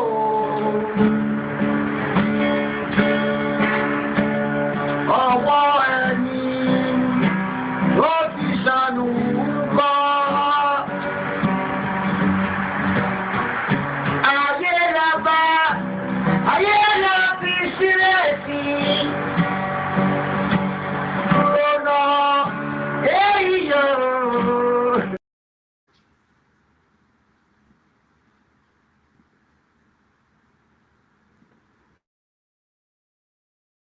Thank you. Thank you so much for watching. Thank you. Have you subscribed? Yes, you. Have you subscribed? You. Yeah, before you go, click. It's free. Click. Just that's it. Have you subscribed? You're laughing. Have you subscribed? Have you subscribed? Thank you. Thank you. Thank you. Hey, madam, thank you so much. I can see you. I can see you. We have to get to 100,000 subscribers. This by the end of the year. How are we going to do that if you don't subscribe? Yes, you. Yes, you're about to click off. Why? Have you subscribed? It's free. If you don't, ask your son, ask your daughter. How to? Just one click. Thank you. Thank you. I see you. Aha. Thank you very much. Thank you very much. I'll see you tomorrow.